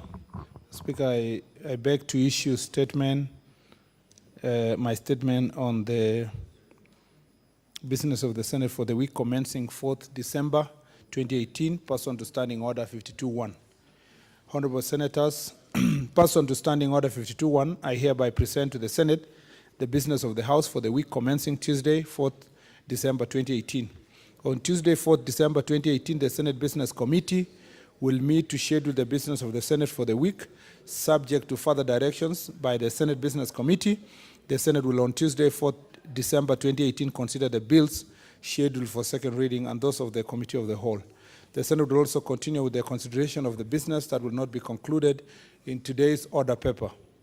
On Wednesday, 5th December and Thursday, 6th December 2018, the Senate would consider business that will not be concluded on Tuesday and any other business scheduled by the Senate Business Committee. Honorable Senators, the following bills are due for second reading stage. The Local Content Bill, Senate Bill number 10 of 2018. The County Statutory Instruments Bill, Senate Bill number 21 of 2018. The Statutory Instruments Amendment Bill, Senate Bill number 24 of 2018. The County Compliance and Enforcement Bill, Senate Bill number 25 of 2018. The County Early Childhood Education Bill, Senate Bill number 26 of 2018. The Preservation of the Human Dignity and Enforcement of Economic and Social Rights Bill, Senate Bill number 27 of 2018. The County Oversight and Accountability Bill, Senate Bill number 28 of 2018. And the County Government Retirement Bill, National Assembly Bill number 10 of 2018. In addition, there are 19 bills at the Committee of the Whole stage. These are the County Government Retirement Scheme Bill, Senate Bill number 6 of 2018, the Public Participation Bill, Senate Bill number 4 of 2018, the Retirement Benefits Deputy President Designated State Officers Amendment Bill, Senate Bill number 2 of 2018, the County Government Amendment Bill, Senate Bill number 13 of 2018, the Irrigation Bill, Senate National Assembly Bill number 46 of 2017, the Kenya Roads Bill, National Assembly Bill number 47 of 2017, the Energy Bill, National Assembly Bill number 50 of 2017, the Fiscal Planning Bills, National Assembly Bill number 34 of 2017, the Impeachment Procedure Bill, Senate Bill number 15 of 2018, the Petroleum Bill, National Assembly Bill number 48 of 2017, the Care and Protection of Older Members of Society Bill, Senate Bill number 17 of 2018, the Prevention of Terrorism Amendment Bill, Senate Bill number 20 of 2018, the Petition to County Assemblies Procedure Bill, Senate Bill number 22 of 2018, the Data Protection Bill, Senate Bill number 16 of 2018,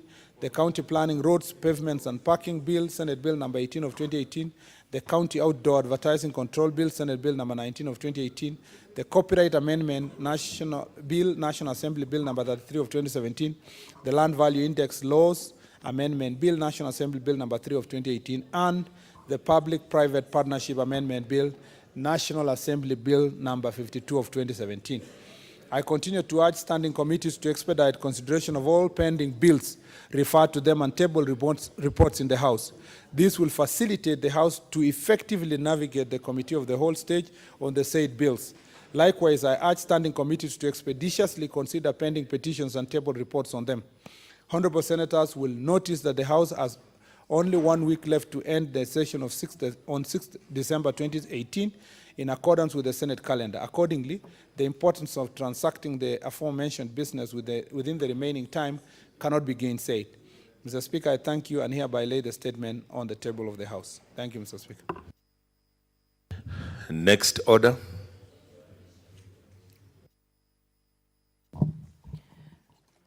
Order number 8, the Natural Resources Benefit Sharing Bill, Senate Bills number 31 of 2018, first reading. An act of Parliament to establish a system of benefit sharing in resource exploitation between resource exploiters, the national government, county governments, and local communities, and for connected purposes.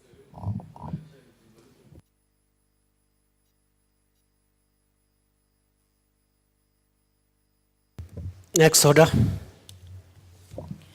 Order number 9, the County Early Childhood Education Bill, Senate Bills number 27 of 2018, second reading. Senator Zani. Thank you, Mr. Speaker, for allowing me to contribute to this bill. I support it from the onset, Mr. Speaker.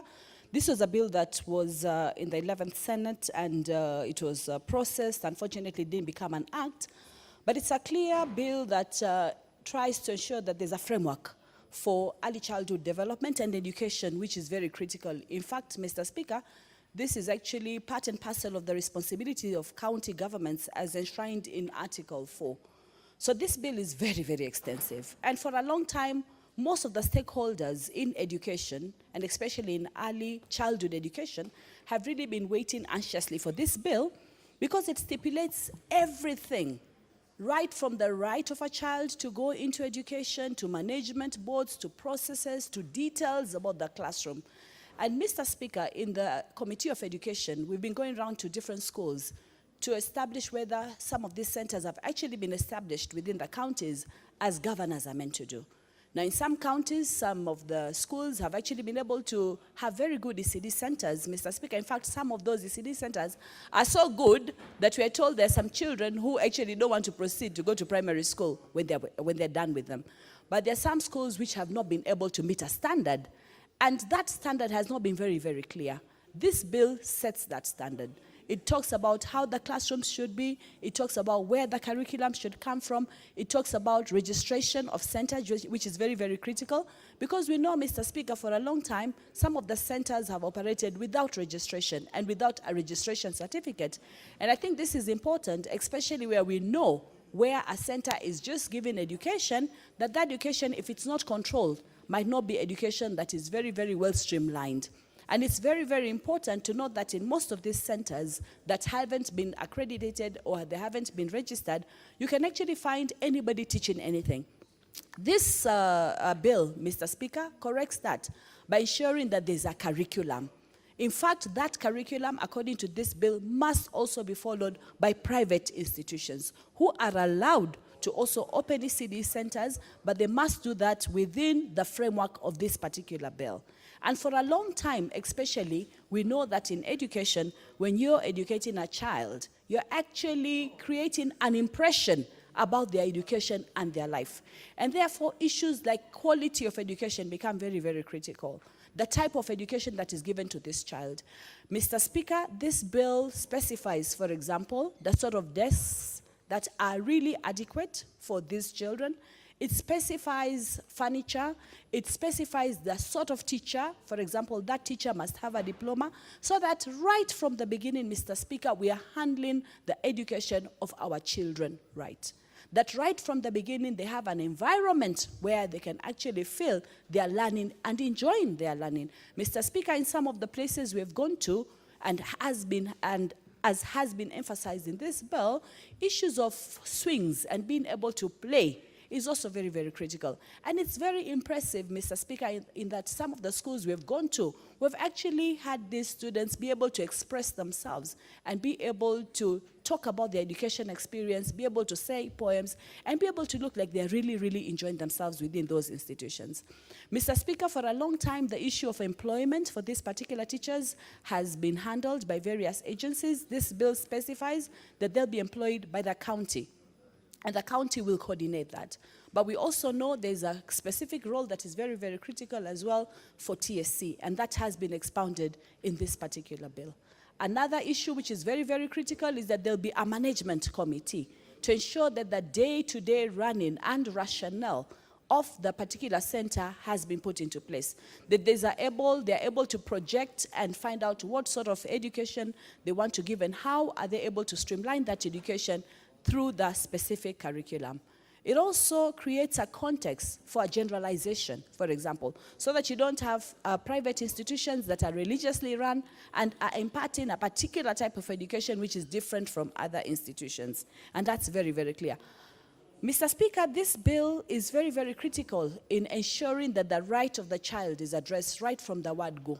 And the right of the child at various levels. Mr. Speaker, one of the issues that is very key in this bill is the issue of people living with disabilities, and that there should not be any sort of discrimination within the early childhood centers as far as children living with disabilities is concerned. It actually moves on to clarify the various other levels of disability and also put a context for how this should be handled within the education system so that everybody is happy to do that and be there.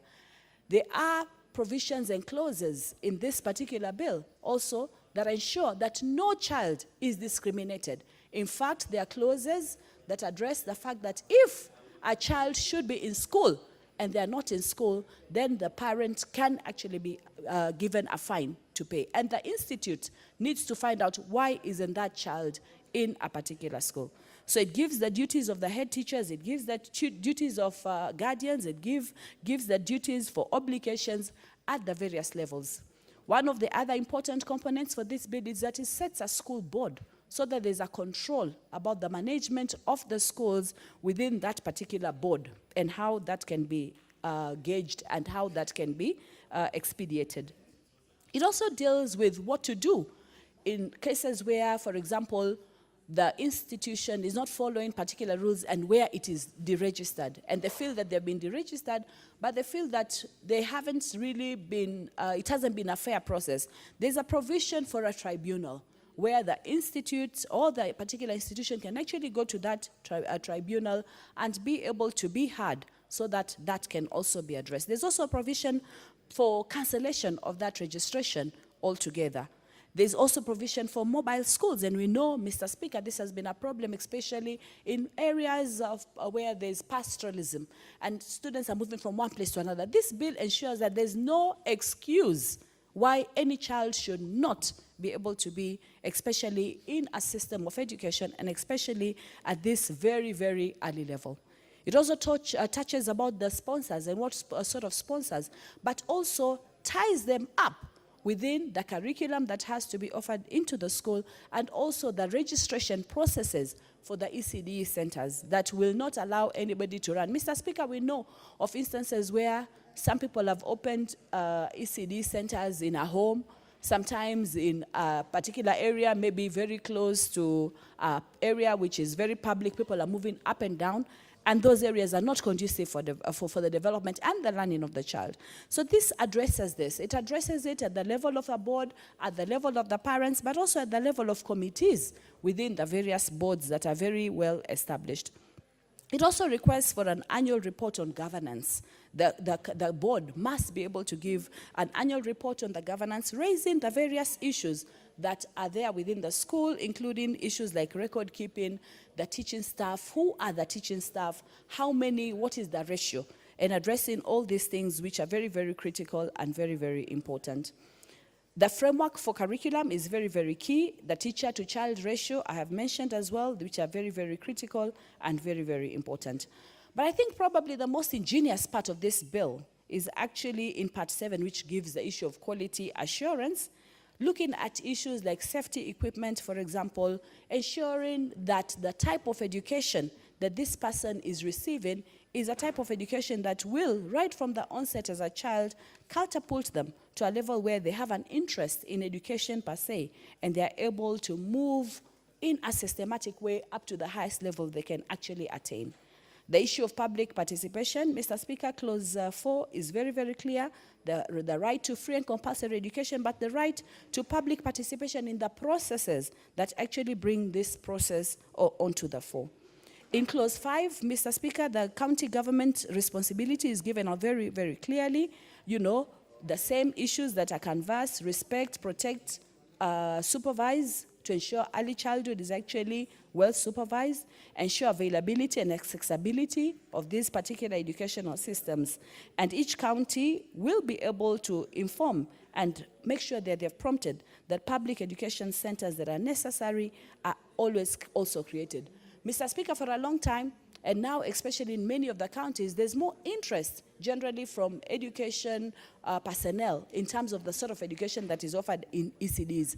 The only difference is that there was no bill to manage that. In terms of the infrastructure, everything that is given out very, very clearly now, it enables particular centers to go out of their way to actually now follow the stipulations that have been given in this specific bill. So there's no aspect that has been left out, be it registration, be it process, be it provision, be it the curriculum, be it how to appeal for a particular registration process that has been cut. All these have been actually well canvassed within the bill. It also canvasses in Clause 33 the issue of Teachers' Parents Association, of course, which is very, very key, so that they can actually be able to send the qualification process in tow and be able to follow through the expectations that are meant to be there. Part 6 also is very, very critical on accreditation, and the processes and the specific ways that that accreditation can be made. If it needs to be accredited, it has to be looked at to ensure that the life and the level of education that is being given is a level that can be transferred into an ECD center and promptly and adequately viable for the students at that level. Mr. Speaker, I think I don't want to deliberate the importance of this bill, the necessary clauses that have been covered, the need for having us have this bill to actually ensure that ECD Center now has a framework of which they can actually hinge ECD education in this country. This is key for us, it's key for the children of this country. I support Mr. Speaker, thank you. Thank you, Senator Zani. Order, Senator Charagai. Senator Mahmoud.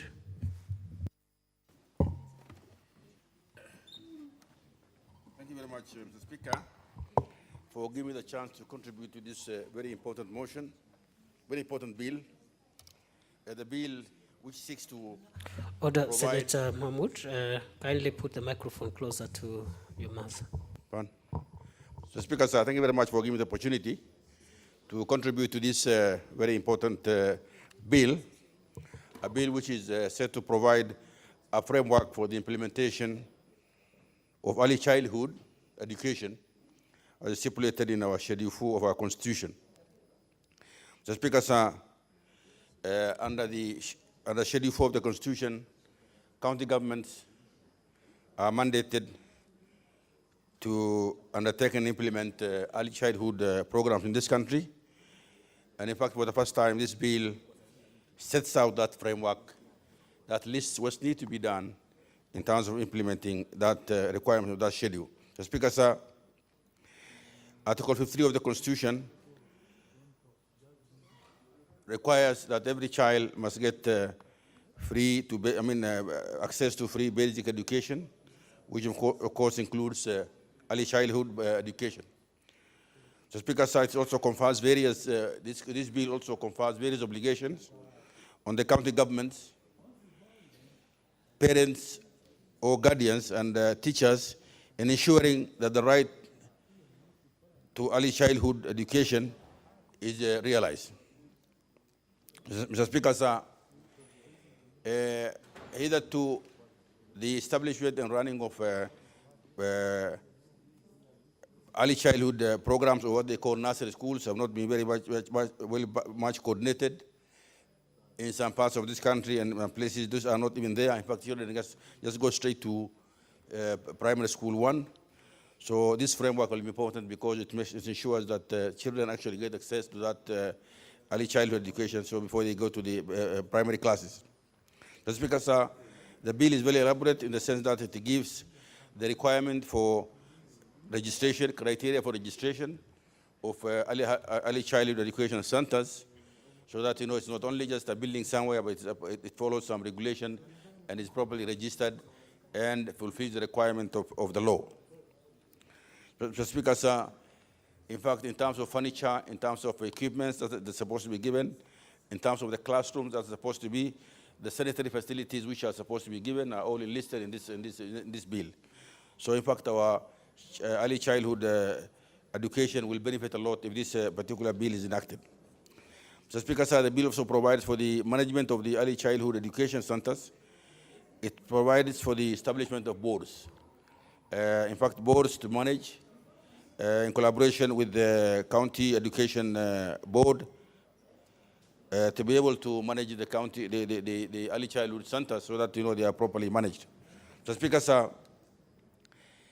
the bill also provides that should anybody who establishes early childhood program engage their private, if you want to implement a foreign curriculum, there's a process that you must follow so that we can be able to comply. The education board shall maintain a register of all accredited education standards also.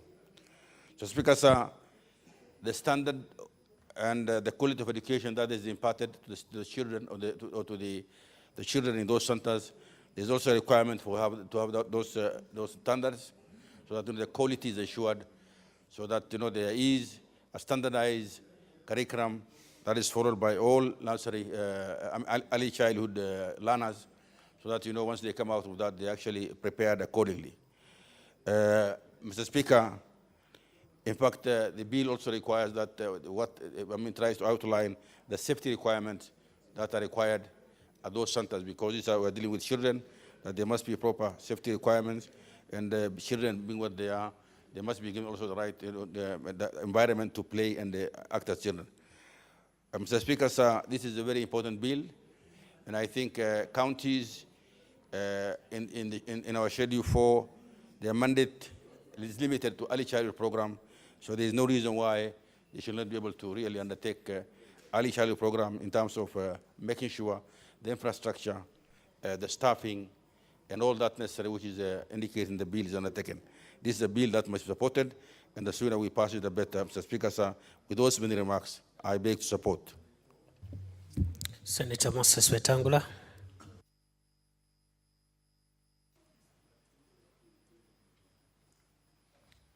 Thank you, Mr. Speaker. I would also wish to lend my support to this very important bill in furtherance of achieving the provisions of Schedule 4 of the Constitution. Mr. Speaker, ECD programs under the Constitution are domiciled in the counties. And I want to thank Senator Langat for bringing this bill to the House in such a detailed form that will help in management of ECD centers.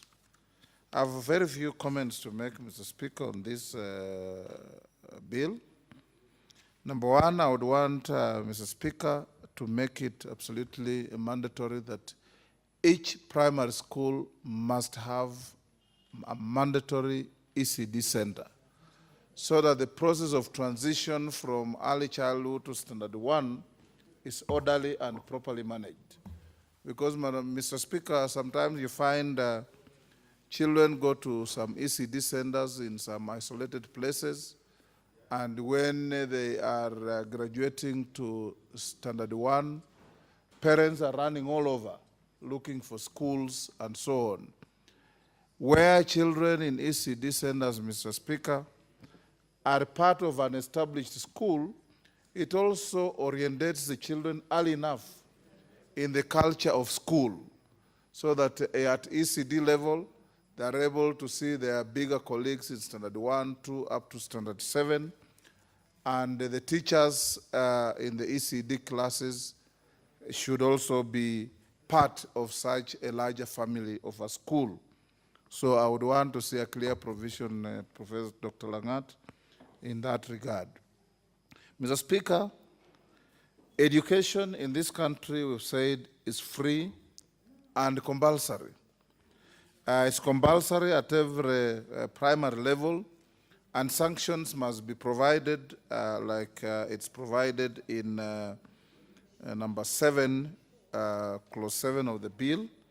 Madam Speaker, Mr. Speaker, what I would want to urge Senator Langat is, many of the parents in the villages are unlikely to meet the punishment you are providing of 10,000 shillings. We must appreciate that people in this country are extremely poor.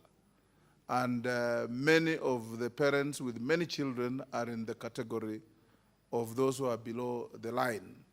So where the parents have offended the law by not taking their children to school, we should emphasize more community service as a form of punishment than fines and imprisonment. Because, Mr. Speaker, there are people in the villages, even if you fine them 300 shillings, they will not be able to raise. They'll just end up in jail. So I would want, Mr. Speaker, clause 7 to be recast so that parents who break the law by not taking their children to ECD classes are named and shamed and punished through community service. They are made to sweep markets. They are made to even go and cut grass in schools so that other children can see that these are offending parents, and they are then brought to order.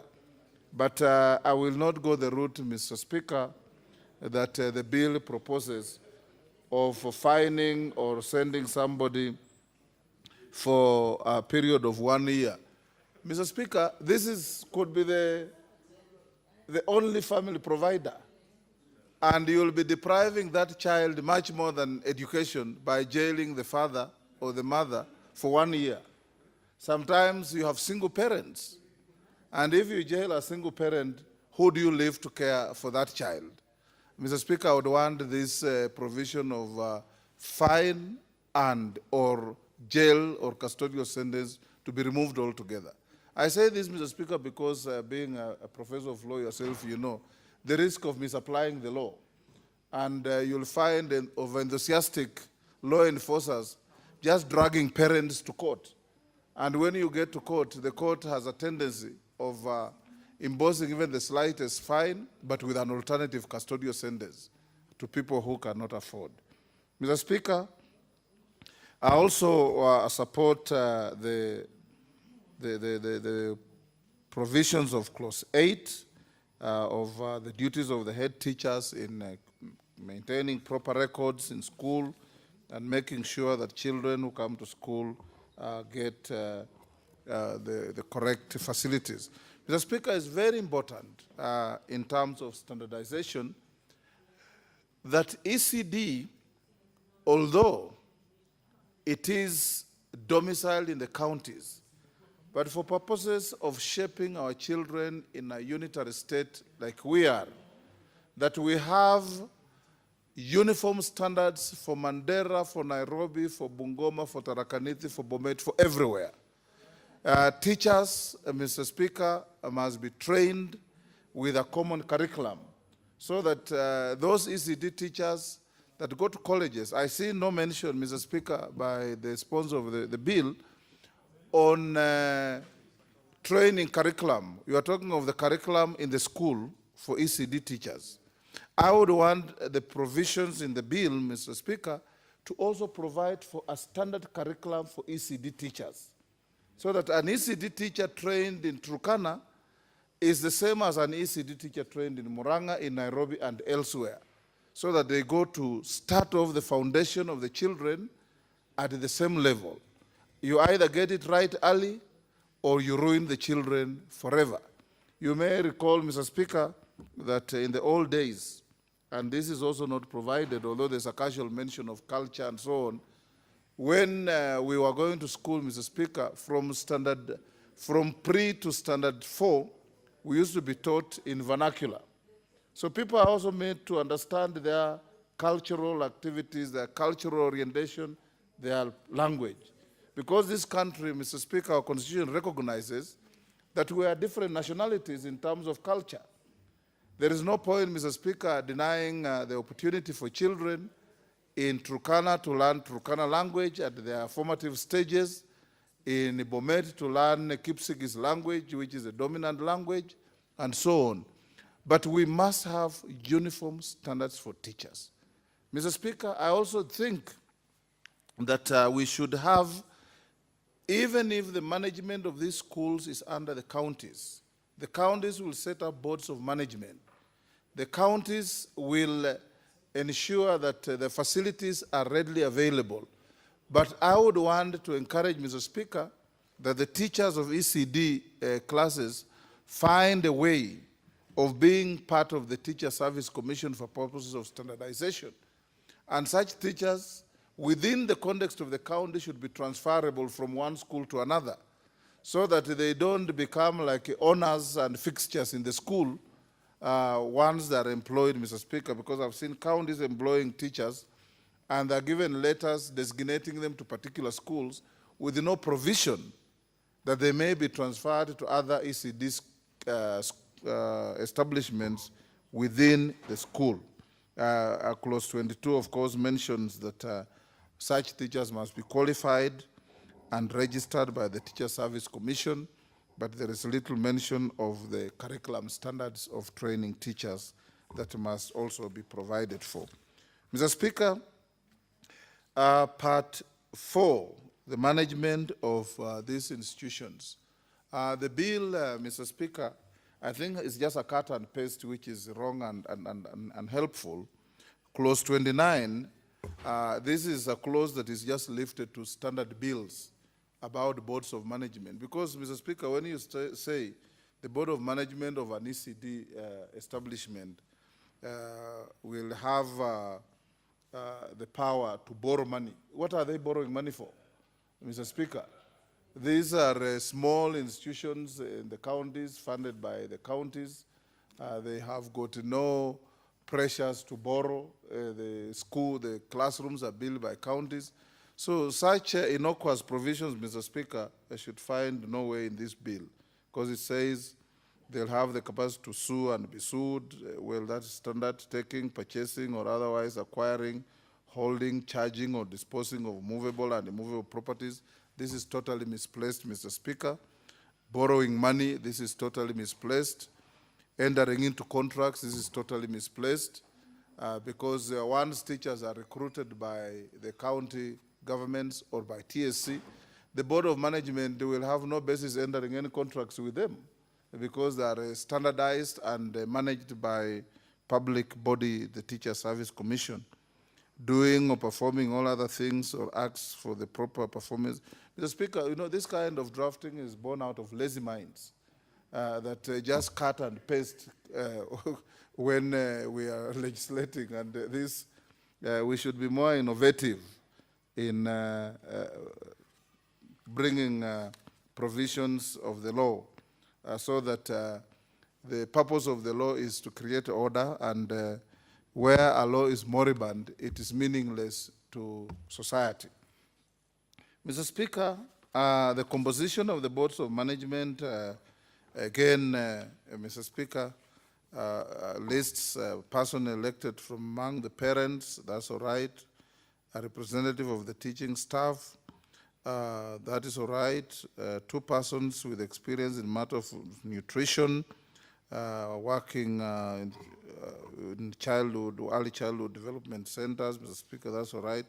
Probably what has been left out, Dr. Langat, the sponsor of the bill, is people who are trained nurses. You know, these are little kids, and you need somebody who has some qualification in matters of looking after the health of children. These are little kids that you need some people with some basic knowledge of pediatrics, because they are not the kind of children who, when they have a problem, you have to look for big hospitals. You need somebody who will constantly tell these teachers that when you see a child with this kind of symptoms, you deal with it this way. In fact, Mr. Speaker, I dare say that in going to the future, availability of resources allowing, each ECD establishment should have a nurse that will take care of, I have a school in my county, Mr. Speaker, that is now been elevated to a national school, a CBM school that takes care of children living with the challenges, disabilities. We started this school, Mr. Speaker, and I continuously thank the British government. DFID has pumped a lot of money. They have built a first-class health center in the school. They have equipped it properly with equipment for physiotherapy for the children with the limb challenges, and so on and so forth. And they have employed 4 full-time nurses for us who look after the children every morning. They're checked to see that they're okay. Because, Mr. Speaker, especially where children live with disabilities, and I salute Senator Musurove for being on the front line of championing these issues. I want to assure you, Senator, that you are not the only one. We also live with people with challenges. We represent people with challenges. And we also feel the way you feel in making sure that wherever they are, they must be made part of society. Mr. Speaker, we should provide, Dr. Langat, in this bill, that as far as is practically possible, ECD establishments should have a basic nurse to help look after these children. And where counties have an endowment of resources, like Nairobi is, or like Narok, or Mombasa, the counties with a very big, attractive, and alternative sources of raising resources can be able to do it. And gradually, Mr. Speaker, this Senate can actually obligate the national government to give conditional grants to counties to take care of this kind of requirement, so that when children go to school, Mr. Speaker, like I said, you start it early, you get it right, and you have good children going to school.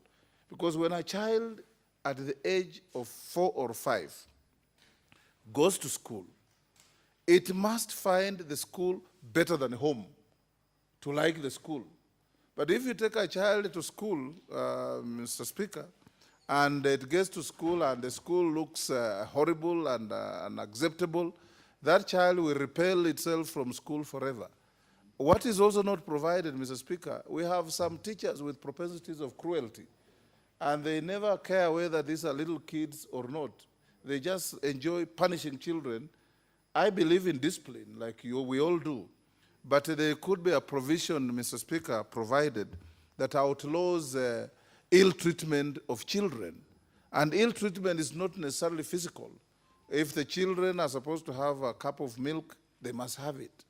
You may have situations, Mr. Speaker, and I've seen it. Some teachers have even been prosecuted where milk meant for the little kids in school is ferried home by the teachers at the expense of the children, and that's a criminal offense of theft. So we should have a provision where discipline for the management, discipline for the kids is also the same discipline for the teachers. In fact, for the teachers, then you should put proper sanctions of law, where a teacher carries away materials meant for teaching aids in school, where a teacher carries away provisions of milk or water for the children. There are a lot of people with criminal minds, Mr. Speaker, that we need to check.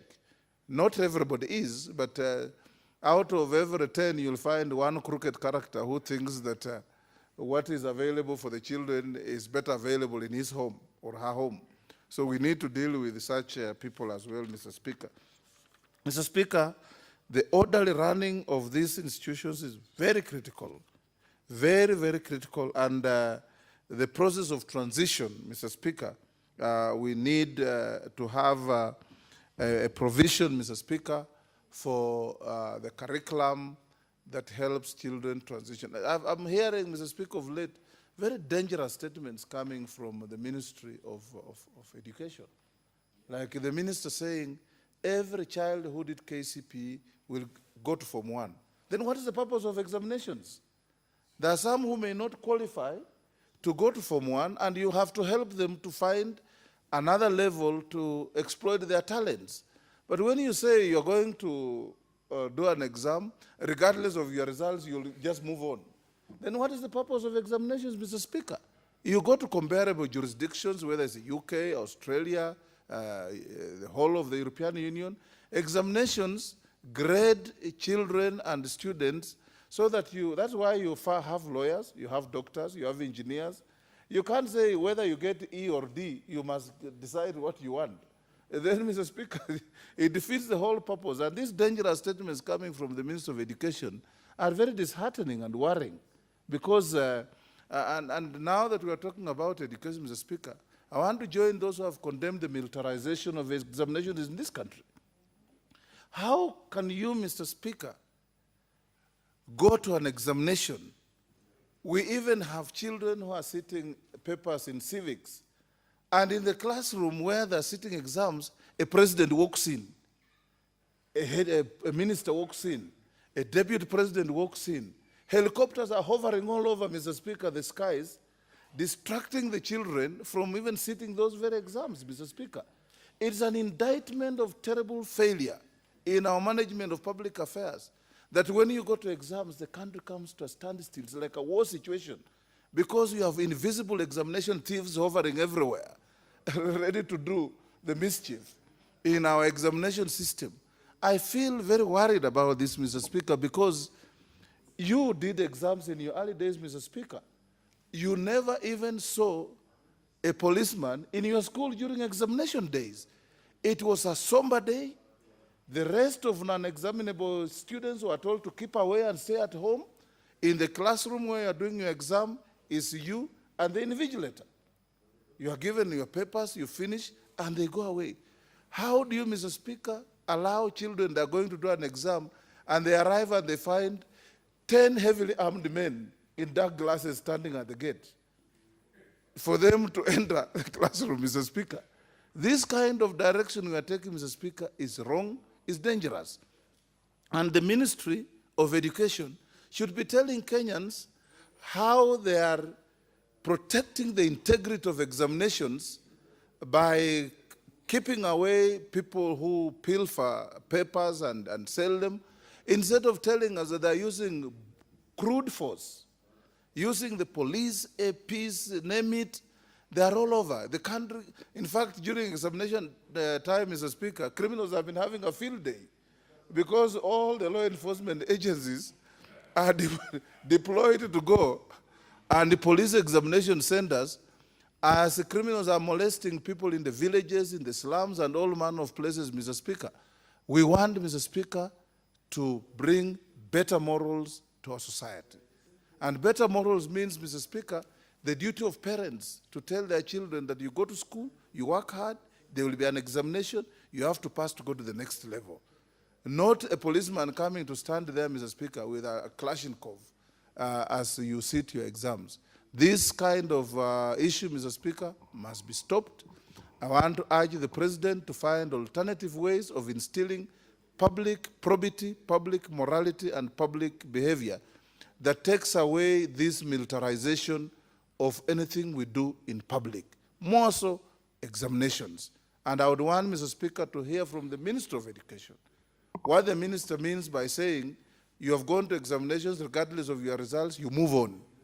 Then why are we having exams, Mr. Speaker? With those remarks, Mr. Speaker, I beg to support this bill. Thank you, Senator Wetangula, for very interesting remarks. I hope the mover is noting some of the input.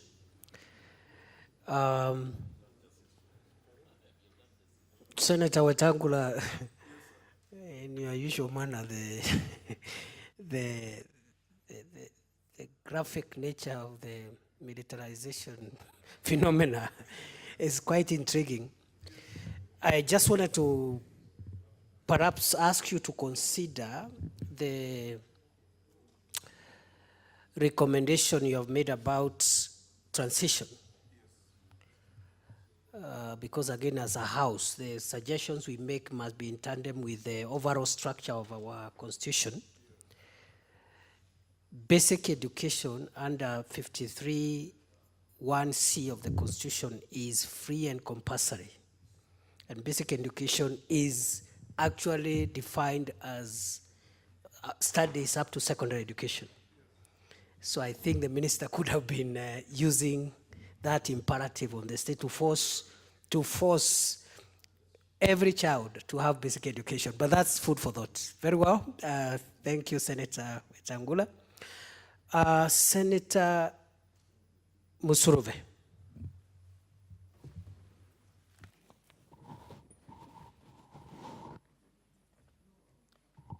Honorable Speaker, I want to thank you for giving me this opportunity to contribute to this bill.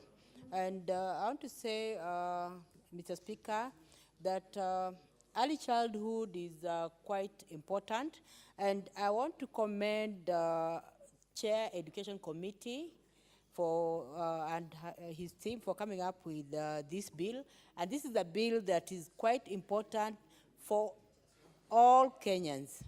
Mr. Speaker, early childhood education is very important, and it forms the basis of a child's lifelong journey into the world of learning that eventually transit into the world of work, that eventually transits into inclusion of a child into the wider society.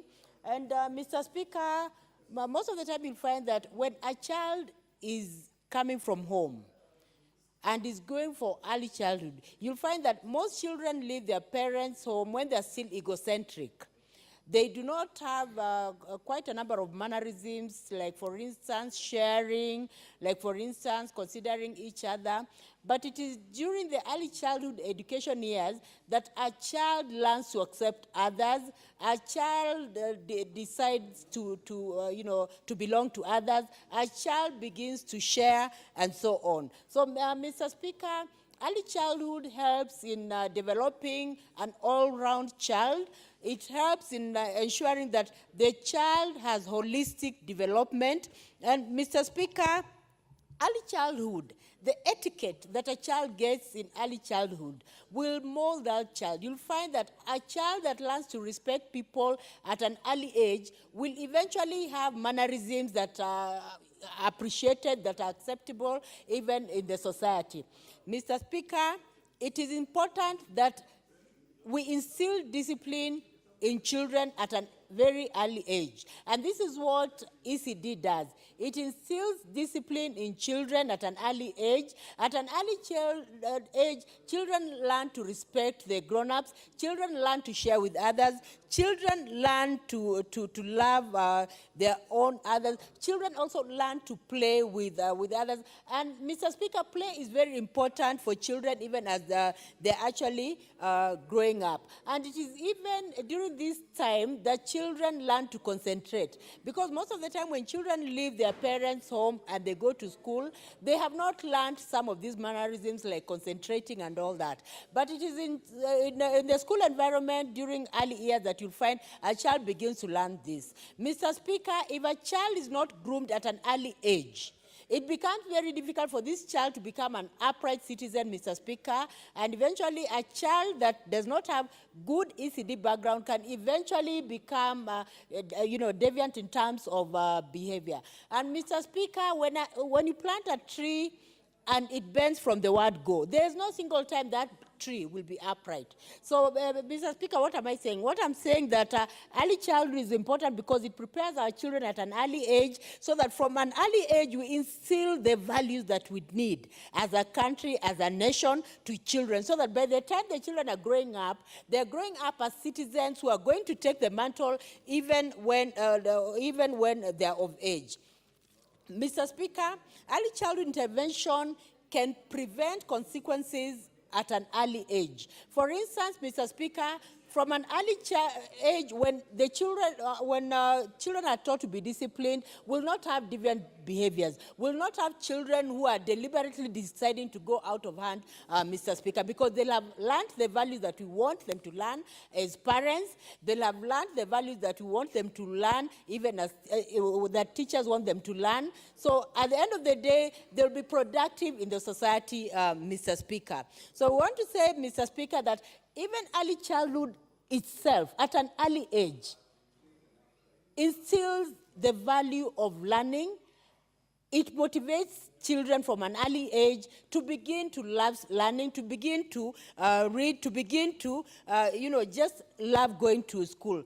Mr. Speaker, if going to school is not instilled at an early age, you'll find that it will take time for children to really cope and want to actually go on to school. So that transition from early childhood to grade 1, it's very important. If it is appropriately done at early childhood, then at grade 1, the children will not have difficulties. And Mr. Speaker, when we are talking of also early childhood education, it is a constitutional right, Article 43, that it is actually a right to education. It is a right for every child.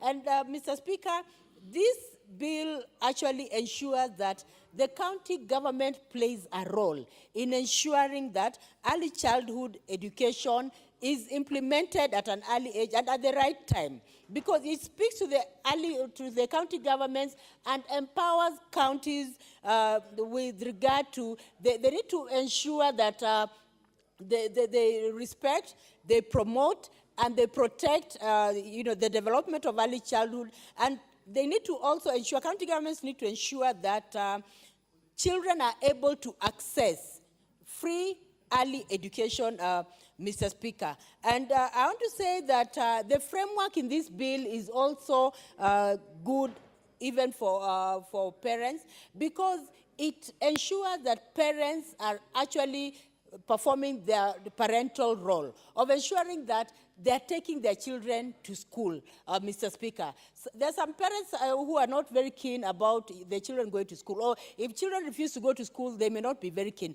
But this bill is now compelling parents to ensure that their children go to school, and in a situation where children are not, parents are not keen about their children going to school, then they're even fined. They're brought to task so that they actually ensure their children are going to school. And apart from parents, this bill is also speaking to head teachers, that head teachers need to ensure that children are going to school.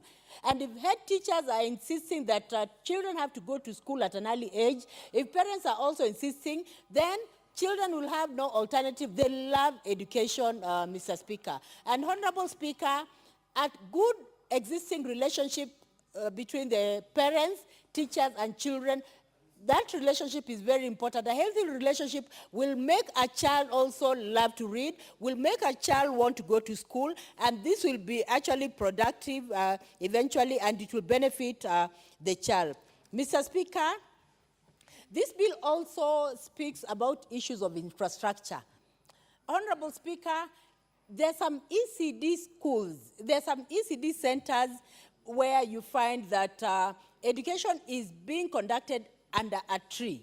You find that there are no classrooms. You find that even if it's a boarding one, the infrastructure is not appropriate. But this bill is actually speaking to county governments to ensure that they provide infrastructure for ECD so that we do not have classes being conducted under a tree. Because if we have classes being conducted under a tree, Mr. Speaker, it defeats the purpose of us promoting ECD. But as a Senate, we are here to protect the counties and the interests of the counties. And ECD is one of the important issues in a county. So I want to say, Mr. Speaker, that this bill is actually good because it is really touching issues that are pertinent in our country, in a county. And Mr. Speaker, I also like the fact that this bill is talking about provision of resources as well. Now, when you're talking of provision of infrastructure, this is very important.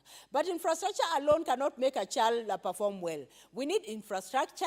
Apart from infrastructure, we also need resources, Mr. Speaker. And Mr. Speaker, this is an issue that the Senate must really intervene and interrogate the counties to ensure that in ECD schools we have enough resources, we have appropriate resources that are going to help the child eventually have life skills that will even eventually help the child as the child transits from early childhood to grade to PP1 and grade 1 and 2. Mr. Speaker, I also want to say that this is a very good bill because it is also speaking on issues of disability. And Senator Wetangula has just mentioned actually that the issue of disability is an issue that is actually very important because some of us, and he has also mentioned that he has also significant others of his who also have disabilities. And I'm happy because this bill is also speaking on issues of disability, is speaking about children with disabilities. And Mr. Speaker, even if this bill is talking about issues of disability, I want to bring it clearly to the floor of this House that there is need for the Senate and even through the Education Committee to interrogate this issue and even go to the ground and see for themselves what is happening when it comes to issues of children with disabilities with regard to ECD, Honorable Speaker. Because as you're speaking now, Honorable Speaker, there are some issues about the curriculum, there are some issues about the syllabus that are not really clear about children with disabilities. And there's need, Mr. Speaker, for the Senate Education Committee to really interrogate and ensure that in ECD we have proper curriculum for children with disabilities, because these are children that are actually forgotten. And Mr. Speaker, Honorable Speaker, you can just even remember very well, recently even when results were being announced, and that is why I like talking about issues of disability. There was a lot of work in the media everywhere talking about performance of children, how children have performed very well, and people were happy, the whole nation was happy, but nothing went into the media to speak on performance of children with disability, Mr. Speaker. And I'm bringing to the floor of this House, Mr. Speaker, that performance of children with disabilities is dismal. And there's need for something to be done in this country so that children with disabilities are helped right from early childhood, Mr. Speaker, so that when they are helped, Mr. Speaker, they are able to get the right papers and they're able to transit into the proper schools, secondary schools. They're able to transit even to the world of work. Mr. Speaker, as you're speaking, I even decided to interrogate and see how was the performance of children with disabilities in the just concluded Class 8 exams. Mr. Speaker, it is painful that you find that the highest child in special schools, especially for the deaf, did not have even more than 270 marks, Mr. Speaker. So even as you talk about this ECD, even as you talk about issues of early childhood, can we interrogate even the system to see where have we gone wrong as Kenyans? And when we interrogate, we are interrogating because we are well-meaning. We want to ensure that we leave a legacy as a Senate, that yes, this was the situation about issues of disability in early childhood. There was a mismatch, or the curriculum was not there, it had not been developed. But as a Senate, we pushed on, we pressed on, and worked with the right, with the KICD. We worked with the right stakeholders and ensured that the curriculum was there, Mr. Speaker. As you're speaking right now, Mr. Speaker, we have the competency-based curriculum. But Mr. Speaker, as you're speaking, for ECD, children with disabilities have been neglected up to now. There is no direction for teachers. They do not know how to approach teaching early childhood. There is no direction even for children themselves. So the competency-based curriculum is competency-based for the regular children, Mr. Speaker. So there's a gap that needs to be addressed, Mr. Speaker. So I want to say, Mr. Speaker, that I support this bill, but let it be an inclusive bill that is ensuring that even as we ensure that our children at an early age are getting the education that will eventually help them, that will eventually help us as a country, it should be the same also for children with disabilities at an early age, so that we do not have a situation, Mr. Speaker, where at a certain stage we find that in colleges and universities we have only PWDs dotting universities and colleges. There should be a reasonable number of children with disabilities also at college level and also at university level, and this can only happen when it starts right from early childhood. Thank you, Mr. Speaker, for giving me this opportunity. I support this bill, and I insist that it should interrogate further on issues of disability. Thank you. Senator Charagai.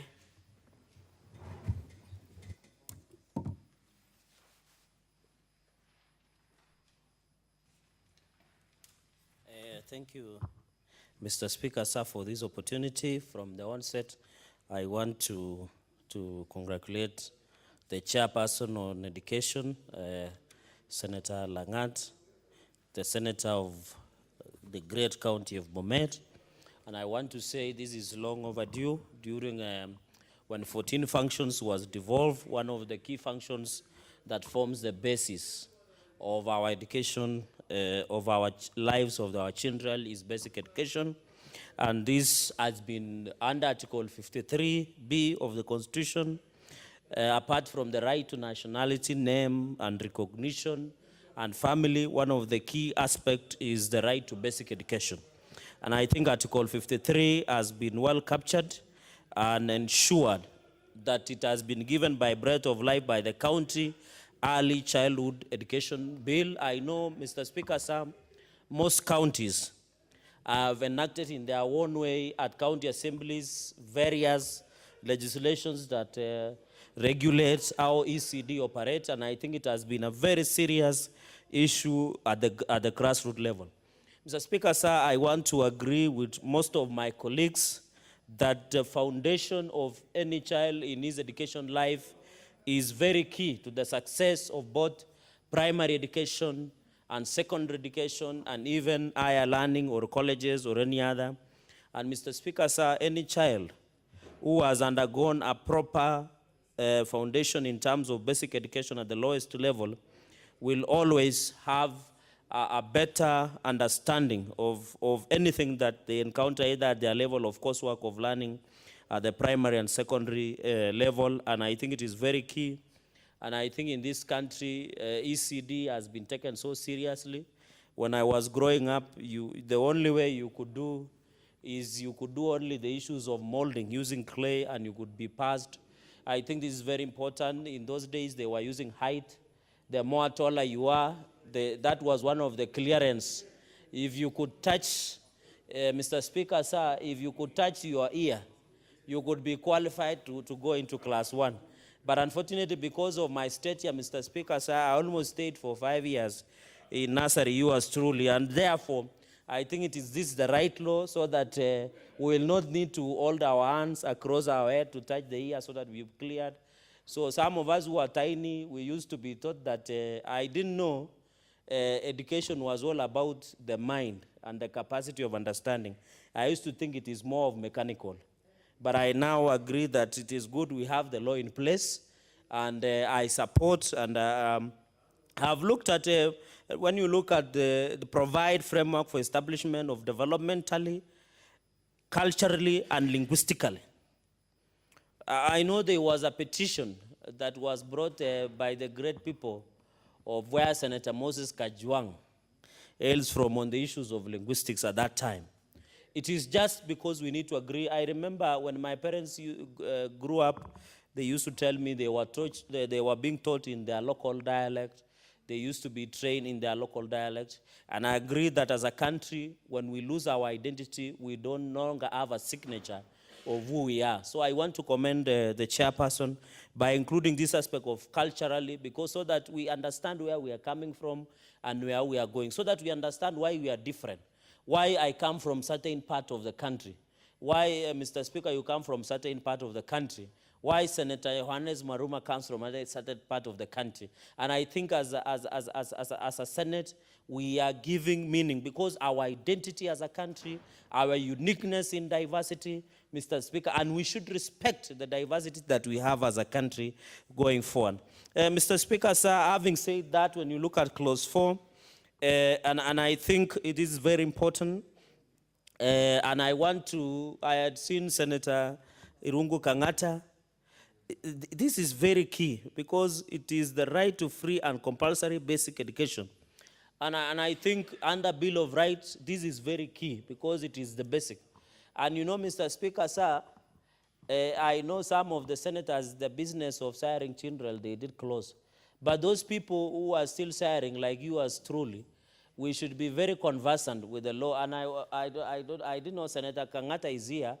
And of course, the other day he was blessed. So I know he's in the process of baby making. So we should, this is very important law that will assist most of our children in getting everything right. And that is key. Number 2, on the aspect of public participation, I think there is nothing, if Mr. Speaker, sir, if there is anything that is a blessing in this constitution, is the public participation, where the public are given priority based on need assessment. And I think even as we discuss about the public participation bill, which is before this House, as we even come up with how public participation should be conducted, Mr. Speaker, sir, I want to say this is very key, and I hope it will be implemented, because when you look at Article 10 of the Constitution on national values and principles of good governance, it is very critical that in implementation, monitoring, and evaluation of policies, and I know parents and guardians will have an opportunity to do that. Mr. Speaker, sir, there is another part C of clause 4. It says holistic approach. And you know, towards the meeting education and other development needs, I think Senator Msuruve has canvassed, and most senators, that our children need to grow up in a less toxic environment. And when you say holistic, to ensure that they develop. And I think apart from ensuring that they develop mentally, they should also develop in terms of their capacity of understanding, in terms of knowledge, in terms of ability. And I think that is what this bill is trying to bring. And Mr. Speaker, sir, we used to wonder, where I come from, why my brothers, especially the region Senator Moses Kajwang, were brilliant than all of us. And there was a perception, Mr. Speaker, sir, that fish has a unique component that makes them to be more brilliant or more learned than where I come from. And I think we didn't know that until the other day when we learned biology in high school. And I think Of course, I know most of the learned people in this country, of course, courtesy of Senator Moses Kajwang, most of them come from his region. But we didn't understand, we didn't know that it involves a holistic approach on the development and the ability and the understanding of the child. Mr. Speaker, sir, the recognition of parents and family of the child as the primary caregivers. And I think, it is so sad in this country, Mr. Speaker, sir, when you walk around, you find children that have been abandoned, you find children that are doing child enselfment. And Mr. Speaker, sir, you as truly will be part of the process on enactment with my legal committee on the issue of servitude or modern slavery. And you find the biggest victims of modern slavery, Mr. Speaker, sir, are the young children. It means the primary caregivers, the parents and guardians, have abandoned their responsibility. Even the school holidays are on now. You walk across anywhere, you find people who are in traffic jam, where you park your vehicle asking you for 10 shillings, 20 shillings, are the young children, which means we are denying those children to grow up in an environment. And I think recognition of the parents is very critical. And that is why even Mr. Speaker said there was a ton issue of early teenage pregnancies. It is because there is an abdication of the role by the primary caregivers. And therefore, I agree that parents should play a critical role and the guardians. And even, I know there is the issue of adoption amendments that is coming in the National Assembly. And I hope some of these issues will be trying when we'll be coming with the bill on the law on modern slavery and servitude, so that our children are not exposed, but they are given primary caregiving. And also the community. Mr. Speaker, sir, when we were growing up, where I come from in my small village called Kapkebeni in Mosoriat in Nandi County, if you could mess up while taking care of cows or herding cows, anybody could beat you up. Anybody could discipline you up. It meant that the child it was a communal issue. It was a community role to ensure that child grows up as a mature person, as a disciplined person, as a responsible person, and a citizen. And Mr. Speaker, sir, if us as parents and guardians, if we could take care of our roles as parents, we could have less of early childhood pregnancies. We could have less of, when you go to our prisons, you have juveniles that have been convicted because of crimes. We could have more responsible citizens, Mr. Speaker. Mr. Speaker, we could have less free, corrupt society in this country. But because we are as corrupt as early as childhood, that is why by the time you grow up, you are now what we call, people become guru corrupt perpetrators. Because you are stealing sugar and no one is preventing you. You are doing small mistakes as a child and no one prevents you. And I think those are some of the issues. And therefore, I want to agree the recognition of parents is very key. I'll rush through because in the interest of my colleagues so that they can contribute. Ensuring that interventions are based on objective information and methods, that monitoring mechanism and regular evaluations are established, thus ensuring transparency in public management, social audit, and taking into account the needs of the population. And I think social audit is very key word there, and I want to thank, of course, apart from the audit that we normally do the traditional way, I think social audit is very key, and even in issues of running, because Mr. Speaker, sir, sometimes some of these ECD centers, you sometimes find parents complaining that maybe there is some money that has not been properly managed, and therefore I think, when you go to clause 5, every child has a right to free and compulsory early childhood education in public education center, and I think, of course, it has been specific because, of course, with the inception of 2003 of free primary education, the FP, of course, early childhood should be in a public education sector. And I hope, Mr. Speaker, sir, we will not make, there is perception in this country that any public institution is full of inefficiency, lethargy, and moribancy. But I hope even as our county government takes the role, the public ECD centers, and I hope the mover of this motion, Senator Langat, will ensure that they follow up on the quality of the education that they give out at public ECD centers, so that the signature of public institutions that has been captured in this country, that it has lethargy, it is inefficient, it is moribund, it cannot give something good, can be defeated. And I think on the issue of discrimination, of course, no one should be discriminated under the Bill of Rights, and I agree because they should, and I agree with Senator Msuruve. my very good senator that we should not discriminate on disability, which is very key, and I agree there should be a raft of amendments to ensure that we provide. Because I have read through the bill, Mr. Speaker, and there is nowhere we have in ECD centers, we have specifically provided that it should be disability friendly under the Disability Act. Say that when our children who are disabled or have challenges can access those ECD centers. I hope even as our county governments construct ECD centers, they should ensure that they are disability friendly for our children. And therefore, I join Senator Musuruve in emphasizing that key aspect. Mr. Speaker, sir, maybe to run through, of course, there are the enjoyment, right to early childhood education, the county government shall, and I hope the county respect, promote, monitor, supervise, refrain from actions that undermine access to early childhood education. And I hope they will ensure that the early childhood centers are children-friendly, they meet the standards of the curriculum, they meet the standards of public health, they meet the standards that is provided through maybe other bodies that are relevant in the running of education sector, through the TSC, through the Ministry of Education at the national level, and both the Ministry of Education at the county level.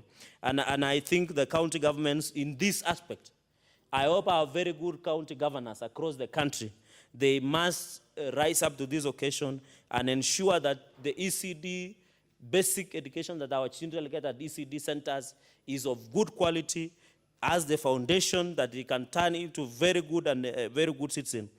Mr. Speaker, sir, on class 6, each county government shall, in promoting the right to early childhood education, provide for free and compulsory early childhood education in public education centers within the county.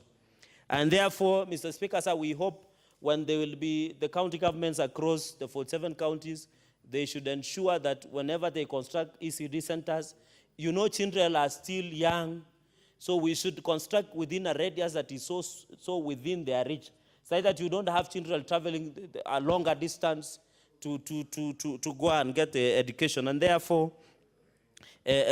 formulate programs and plans and implement policies for the realization of right to early childhood education. And I hope, Mr. Speaker, sir, there is this Tony issue. Mr. Speaker, sir, Senator Kangata had said he is a good boy today in the early proceedings. I don't know what has changed after some time. He looks like, again, he's going back to former self.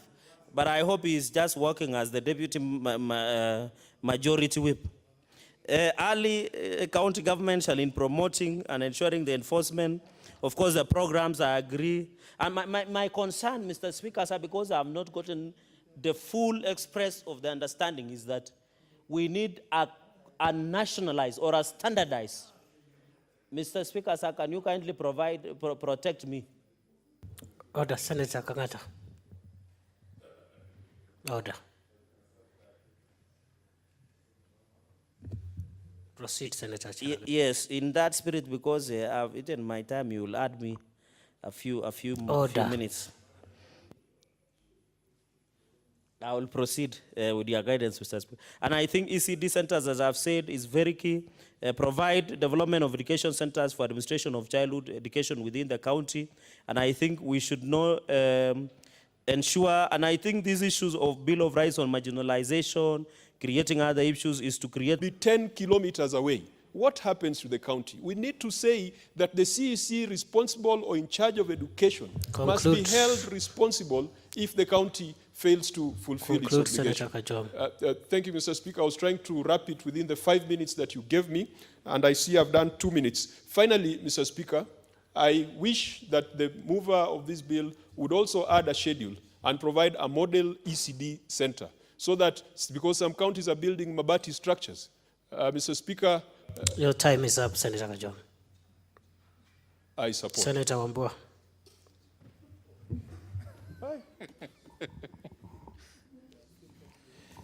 Thank you, Mr. Speaker, for the opportunity to contribute to this very important bill on early childhood education.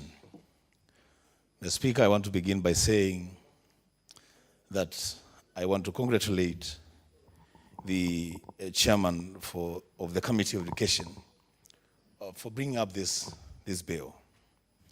for two reasons, Mr. Speaker. One, early childhood education in our counties is a mess. It is a mess, Mr. Speaker, because almost every person that has no job to do would find employment as a teacher in an ECD center. And so important is early childhood, Mr. Speaker, that it is a seed that, if properly planted, then it germinates and produces a quality citizens to serve this nation.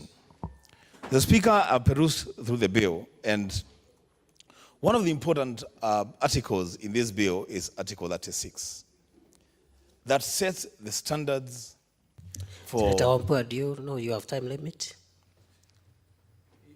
I've already made some directive. Maybe you have I'll be guided by you. Maybe you have 2 minutes left, or thereabout. Thank you, Mr. Speaker, for guiding me. I will just make that point on Article 36 of the proposed bill. Mr. Speaker, that bill sets the standards for recruitment of teachers for early childhood education. That section, Mr. Speaker, also mandates the institutions to ensure that such people who are recruited as teachers in early childhood education obtain certificates of good conduct. I would want to urge the promoters of the bill to add there that these teachers who are recruited, they should undergo continuous and regular training and assessment to ensure that they are in sync with global standards on not just access to education, but access to quality education, Mr. Speaker. Because if we get it right with ECE education, then we will be able to get it right with primary education and secondary education. Mr. Speaker, as I conclude, I want to say that at some point in this country we are doing very well on global standards on education for all, but at some point we dropped the ball on enrollment, retention, and transition.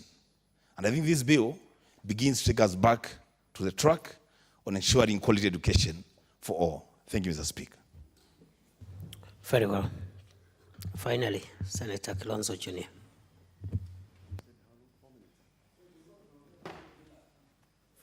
It's 4 minutes, Speaker. Order, Senator, you have 3 minutes. You have reduced mine anyway. In one minute, Mr. Speaker, this function, other than the function of health, in my view, is one of those things that this Senate must leave a mark in history that we have supported. Let me say I'm a little disappointed with us, because this afternoon we have tabled a report here about governors' houses of 45 million, speakers' houses 35 million, and deputy governors' houses of 35 million. The other time, Mr. Speaker, we passed a motion for construction of county headquarters. Some are doing 800 million, 1 billion, etc., etc. There is no time this Senate, we have been here for 6 years with you, that has requested for even a conditional grant that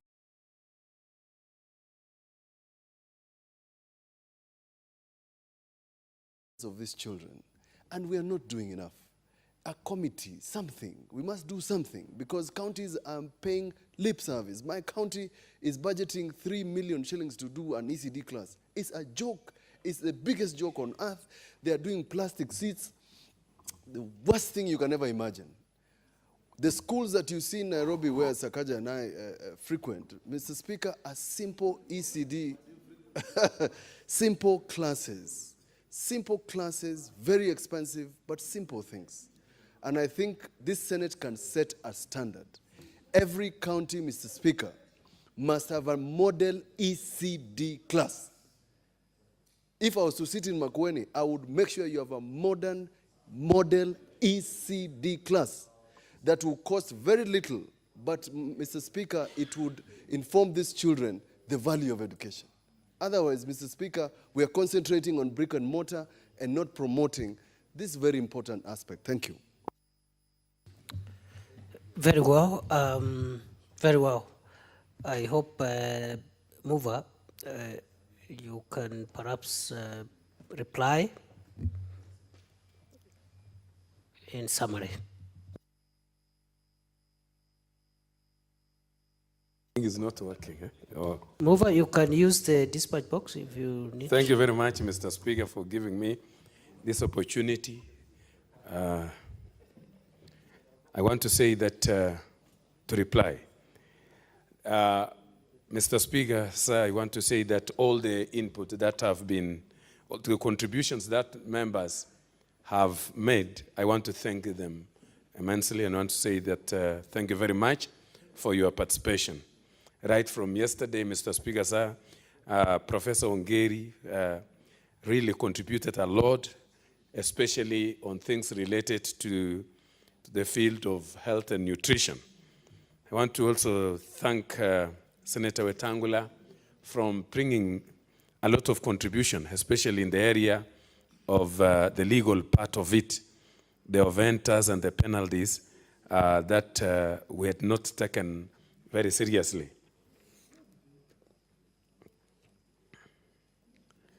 Thank you, Mr. Speaker, sir. So I want to say that all the contributions that the members have made shall be put by the committee into consideration and make sure that everything come to position. So I want to thank you, Mr. Speaker, and I say thank you very much for this opportunity. I therefore reply. Thank you. You beg to move. I beg to move. Thank you. That is the reply. Okay. Okay? Yes, Auntie. Thank yes. you. Very well. Would you want to make a request on deferment of division? Yes, because of the interest of time, I want to request for the deferment of the division. Thank you. Not interest of time, Order Senator. It's interest of numbers. Also of the interest of numbers. Thank yes, we don't have the threshold. We don't want the bill to collapse on technicalities. So I direct that division be done on Tuesday next week. So ordered. Thank you. Very well. Next order. Order number 10. The County Government's Retirement Scheme Bill, National Assembly Bills number 10 of 2018, second reading. Senate Majority Leader.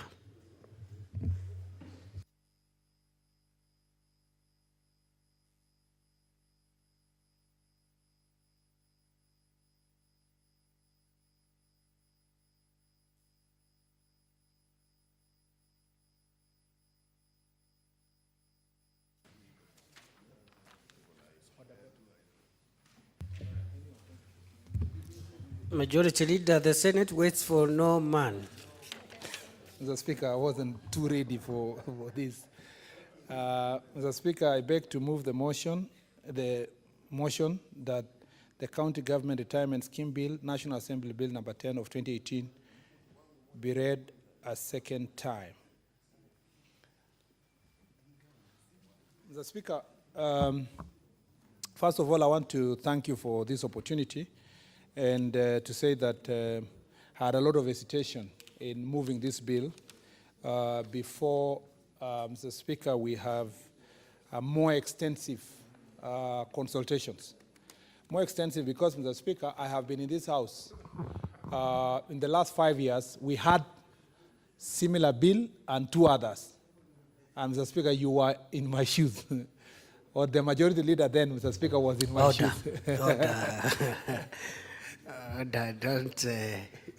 Don't introduce the history of the chair. Yeah. While I am presiding. You can do that while I am seated elsewhere. Mr. Speaker, there was a Majority Leader who had to grapple with this issue, Mr. Speaker, because it wasn't easy to manage the expectations of different stakeholders. And so, Mr. Speaker, even as from the onset, I am moving this bill on the understanding. And, Mr. Speaker, I can disclose here because in public record, on the understanding that in the Senate Business Committee, I made it sanctity clear that, Mr. Speaker, I am not yet satisfied with the level of public participation. And the committee chair is here.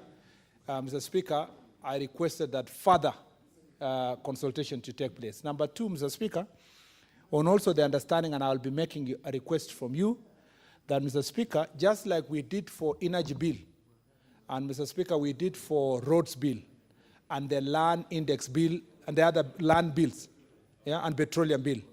Mr. Speaker, and I have full support of the minority leader, and possibly the full support of many senators. We organized a breakfast on this issue, where, Mr. Speaker, all senators will be taken through and explained why it was important to have a bill in this form and not in a form that has been suggested by many other different stakeholders. Mr. Speaker, that helps because it is one thing to move a bill in this House, it's another to get it passed. And we must have the collective decision of the House and the best interest of counties, Mr. Speaker, bearing in mind that this bill is going to, as proposed, is going to collapse existing pension schemes. That is the LAP fund and the LAP trust into one big pension scheme. And there is a challenge to that. One of the challenges, Mr. Speaker, is transferability of interest of members to here. Can it be done in an orderly manner? And if you see the bill itself, I'll be referring to, it talks about if you are 5 years to retirement, there is no need to transfer to the new scheme and so forth. Those issues must be thrashed out. Number two, the amount of debt that is owed to the existing schemes, Mr. Speaker, it is estimated by different studies to be about 30 billion. That issue must be dealt with so that we do not have a situation where the new entity inherits a debt collection assignment without having the history and the responsibility that are in place. Because if you are collapsing two institutions to one, there are definitely going to be consequences insofar as the staff are concerned, so far as the management is concerned. Management will change. The law here is proposing that you have a new board and so forth. And so, Mr. Speaker, that responsibility then will require careful consideration of this House to ensure that we do not find ourselves in a situation where we will have to regret decisions we make. And I'm saying this because the law house, Mr. Speaker, a good house is our partner house. The standing order says we must always intend good positive things about the law house. But their consideration and their focus has always been national government institutions. But we have a unique responsibility in the Constitution to protect counties and their governments. And therefore, if there is anything that is going to disadvantage public officers who are going to be managed under this scheme, then, Mr. Speaker, that disadvantage that will accrue, the greatest responsibility will be borne by us. And many citizens and people of this country will be asking, why didn't Senate do proper consultations? Mr. Speaker, I am also aware that the chair and the committee are working on further public consultation. But the commitment of the Council of Governors, Mr. Speaker, and I want to say this for myself, I speak for myself because they wrote a letter to Senate to say, you should not proceed with bills and so forth. Their commitment to the questions they have on the bill, Mr. Speaker, must be demonstrated so that later we don't want them to lament that we passed a law and they are the ones who are managing at the law at the county level, that, Mr. Speaker, they were not available to provide their issues.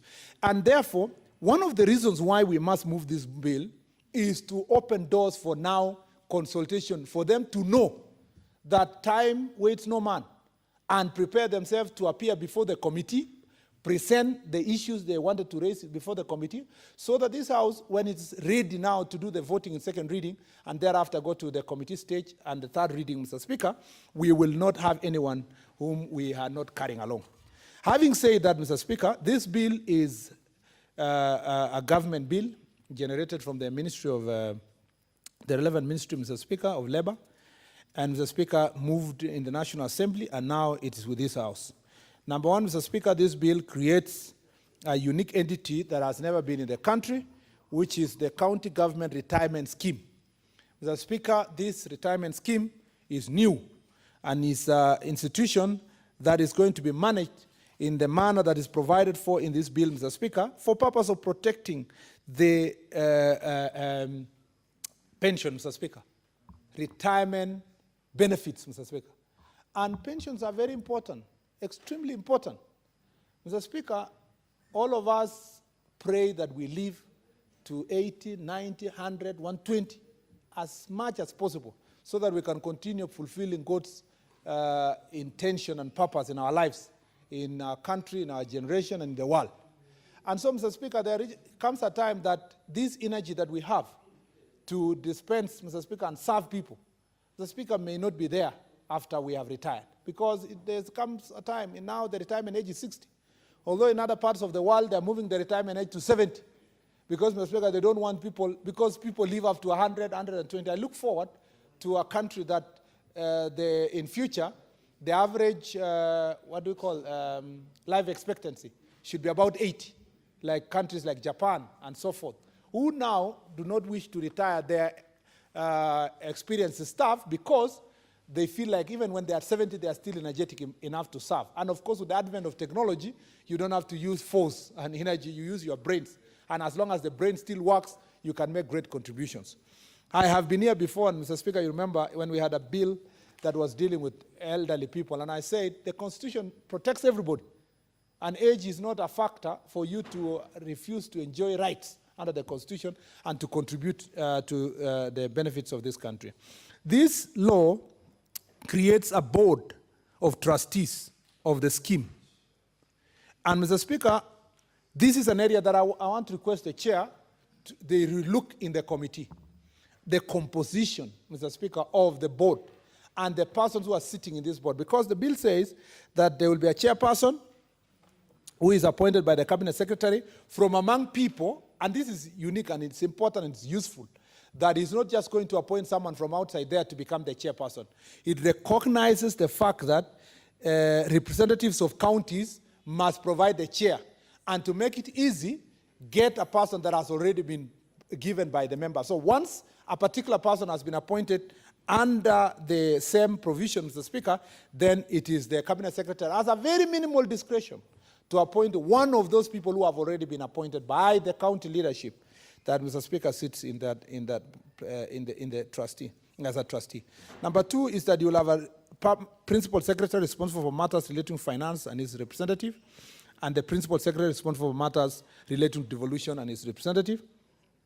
Mr. Speaker, I want to persuade the chair that perhaps it might be necessary to also have someone who is responsible for matters of labor, Mr. Speaker, the relevant Ministry of Labor, either, Mr. Speaker, because of policy issues. And as I said, even though we are here and we are advocating for counties, we must also appreciate that the policy is still national government, the implementation is counties. And so in this provision, Mr. Speaker, a thought should be put on the Labor Ministry. Number two, Mr. Speaker, a representative of the Council of County Governors. Mr. Speaker, I would rather this rewarded, Mr. Speaker, to say a representative of counties as nominated or appointed by Council of Governors. So, Mr. Speaker, Council of Governors don't sit there to just get their own representative. It is basically to emphasize the fact that when the person sitting there, it's not to the council or the people who are sitting in the council at that point in time, he has a responsibility to represent county executive. And I think that pointing is to say the county executive as appointed by governors. Again, the question of whether one is enough or two is necessary must be thrashed by the committee. Number two is a representative of the county public service boards across the country. And when you look at the appointment of the representative of the county public service boards, it says that, Mr. Speaker, Council of Governors shall convene a meeting of the representative of the respective nominated bodies for the purpose of nominating the representative. Now, county public service boards are supposed to be independent across the country. And Mr. Speaker, I think we are even thinking about independent, not so independent, but at least exercise certain level of independence from the county executive. And so I think perhaps we should just allow them to come together, the chairs of the county, whatever, county public service boards, to come together and nominate one person and vote for or whatever in a process that involves them, unlike a situation where Council of Governors will convene. But if the wisdom will say, I have no hard position on this, if the wisdom is to have that representative, then let it be, Mr. Speaker. Mr. Speaker, we also have 3 representatives of county assembly service boards. Now, this is where there is an anomaly. You have the county assembly service boards, which, of course, we all support county assemblies, but there are very few staff. You give them 3 nominees. Then you get the county public service board, which has maybe 5 times number of staff. In the counties, you get 1 person. Again, that should be corrected so that in the committee stage, Mr. Speaker, we can have equality of representation. So that if you have to distribute 2-2, it becomes 2-2 in the 2 bodies, Mr. Speaker. And then there's a representative of a trade union and so forth. Mr. Speaker, generally, the administrative structure that is provided for here is just the normal one of all boards across the country. And I don't want to overemphasize what they will, how the board will manage its meetings and so forth, Mr. Speaker. Mr. Speaker, I want to really persuade the chair here that Section 18 cannot go as it is in terms of the chief executive officer of the scheme. It has very good provisions about qualification and so forth, but there is one provision that must be inserted here. It must provide the chief executive officer will serve for a term of how many years, Mr. Speaker, and how many times, so that we don't have someone perpetuating themselves in management forever. Yeah, you know, so you have someone entrenching themselves, Mr. Speaker, to manage the entity forever. If it is a 5-year term, you say 5-year term, eligible for 1 more appointment. If it is 3, you say 3 years, eligible for 1 more appointment. Mr. Speaker, we must be careful. You know, pension, Mr. Speaker, is a big money thing. The reason why in SSF people are fighting and, you know, are doing all those kind of things is because of money. And it's not just in Kenya, all over the world. Mr. Speaker, fights that come related to management of money. Let's not create monsters in the administrative structure. There must be people who are accountable, including the term of the people who are appointed to the trustee board, Mr. Speaker, must be defined clearly, and that, at least for the board of trustees, that is defined. Mr. Speaker, there's also one provision in the board of trustees, that is a person representing trade union. Mr. Speaker, it is not possible, and even if those who will say what they want to say, it's not possible to have one representative of trade union in a pension scheme like this one, the same one person nominating themselves eternally, Mr. Speaker, to become Mugabe's of, Mr. Speaker, pension schemes. Mr. Speaker, at least there is a provision here now that limits in this law. I hope the NSSF provision will do the same, the NHIF provision will do the same, so that we don't have one. We have people who lecture us in this country about good governance structures, management of public affairs, but they have never left their offices for about 30 years. If there's dictatorship that is there, Mr. Speaker, in these entities, is when you see in trade unions, which is a contradiction. Because the movement of trade union, Mr. Speaker, in this country has started by Tom Mboya and other Sari Tukus of this world, Mr. Speaker, was meant to fight for independence and fight for good governance and democracy. You can create the history of trade union, Mr. Speaker, was fighting for independence of this country because you are fighting for right to work. You are also fighting for, Mr. Speaker, freedom of the country. You can't then now have people who are running trade unions, Mr. Speaker, perpetuating themselves eternally. This behavior must come to an end. If, Mr. Speaker, you can limit a person who seeks votes from people, the whole universal adult suffrage, Mr. Speaker, asking votes across the country, you must limit these other people, Mr. Speaker. And I am happy the bill says so in this very important whatever. Now the CEO, we must limit for the CEO. The Speaker, the bill talks about administration and appointment of administrator, Mr. Speaker, who is a public officer appointed by the board. The suggestions also that people are concerned about the existing schemes at the moment had also private room for appointing private administrator to perform these functions, Mr. Speaker. That must be analyzed and explanation given to those who think that private administrators must be put. And I think public administration, we must, I know the reason why many people started losing faith about public institutions, Mr. Speaker, is because of this absence of accountability, transparency, corruption, and so forth. But Mr. Speaker, as a matter of fact, there is no corruption in government that is not perpetuated by private sector. Mr. Speaker, for every corruption in government, the first accomplices are private sector. Name them. Name all of them, whether it was Goldenberg, whether it was Anglo-leasing. Who is Anglo-leasing? Who is Goldenberg? It's not government entities. Mr. Speaker, so we must also appreciate that we cannot start saying private sector are better when fighting corruption than public sector. We must just say corruption, whether by public or private, must be dealt with. Because even all the scandals we have in this country, the naming of that scandal is attached to a company that is private. Because the Speaker, they are the ones who perpetuate that kind of thing. So we must be careful not to feel like, to do this, you need this kind of provision. So Speaker, you will allow me, I'll leave the chair, Mr. Speaker, when he makes his contributions, to deal with the technical issues. These technical issues, Mr. Speaker, include, Mr. Speaker, how much contributions. The law says the contribution here will be 7.5%. Serious process of public participation. We listened to everybody. Mr. Speaker, in the last parliament, despite the tensions between the conflicting interests, they were able to get to a middle ground. And that middle ground, Mr. Speaker, because it is still part of the record of this House, has the signature of everybody. And I'd love the Leader of Majority and the Whip to hear me. The COG, the National Treasury, the CPF, the Lab Trust, Lab Fund, all of these people who might seem to have conflicting interests, all of them signed a memorandum saying that we agree after spending, I think, a week in Naivasha, technically. And this is the version of the bill that they all signed on back then, Mr. Speaker.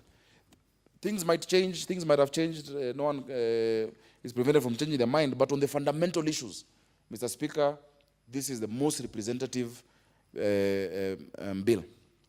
Secondly, Mr. Speaker, and I want to respond to what the Leader of Majority has said, this committee, despite the fact, Mr. Speaker, that we'd engaged actually right in these premises with all of these actors, more than 15 different institutions and members of the public on the same bill, we advertised for memoranda again on this bill in the interest of public participation, because that is the tradition of the Senate. The Senate is known for public participation. We listen. And institutions have sent in the memoranda. But additionally, because, Mr. Speaker, we had repeatedly invited the Council of Governors. The first time they did not appear. The second time, I think they sent a junior officer with a one-page document. More recently, they've only said we don't agree with the bill. We've now gone a step further, Mr. Speaker, in the interest of public participation, to invite each and every stakeholder on Monday, Mr. Speaker, in these very premises, from 8 a.m., from 9 a.m. to whatever time it takes. I will sit in this house on Monday, this coming Monday. And they will be coming, Mr. Speaker, for us to listen to them on top of what they've already sent to the committee, Mr. Speaker. They sent written memoranda. We said, now let us have a face-to-face discussion, because you see some of the things they're asking about have already been provided for. So just to make sure there is understanding and there is no misinformation out there, we have invited the county public service boards. We've invited the Council of Governors. We've invited the county government workers' unions. We've invited the State Cooperation Advisory Committee. We've invited the Public Service Commission. We've invited NSSF. We've invited the Retirement Benefits Authority. We have invited the Ministry of Labor, the Ministry of Devolution, and the National Treasury. And Mr. Speaker, we've invited the general public to come and let us have this discussion. Mr. Speaker, our committee has conducted several tours across the country. And the county government workers' unions that we've met have all had one complaint. They say that many of their counterparts who have retired cannot access their pension, Mr. Speaker. Many of them have died before they've accessed their pensions. Mr. Speaker, many of them are busy in the streets of Nairobi with struggling to get an audience so they can get their hard-earned money. These are people who've worked for years and served our municipal councils.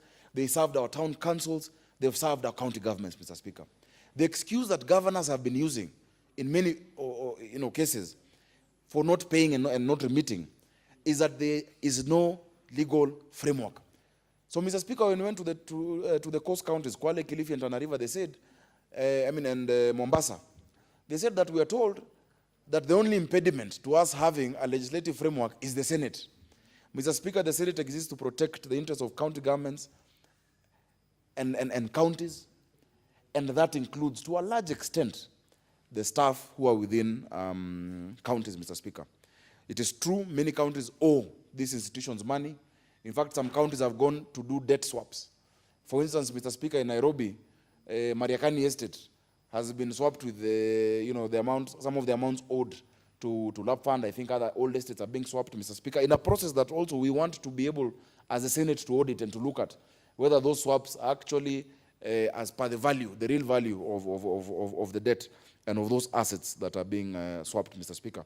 Because in many cases, the residents are not happy with that new arrangement and the new landlord that they're getting. Mr. Speaker, some of the contentious, or rather the issues that had brought, are on our deliberation, and as alluded to by the leader of majority, include the issue of an internal administrator versus corporate administrator. One of the versions of the bill that had been dealt with had provided for a corporate administrator that is a private entity, a limited company that this House cannot audit, that the Auditor General cannot audit. In fact, I have never seen a bill, and I think Senator James Orengo, Senior Counsel, can give me advice. A bill where the certificate number of a private company is actually provided for, that this is the company we're talking about.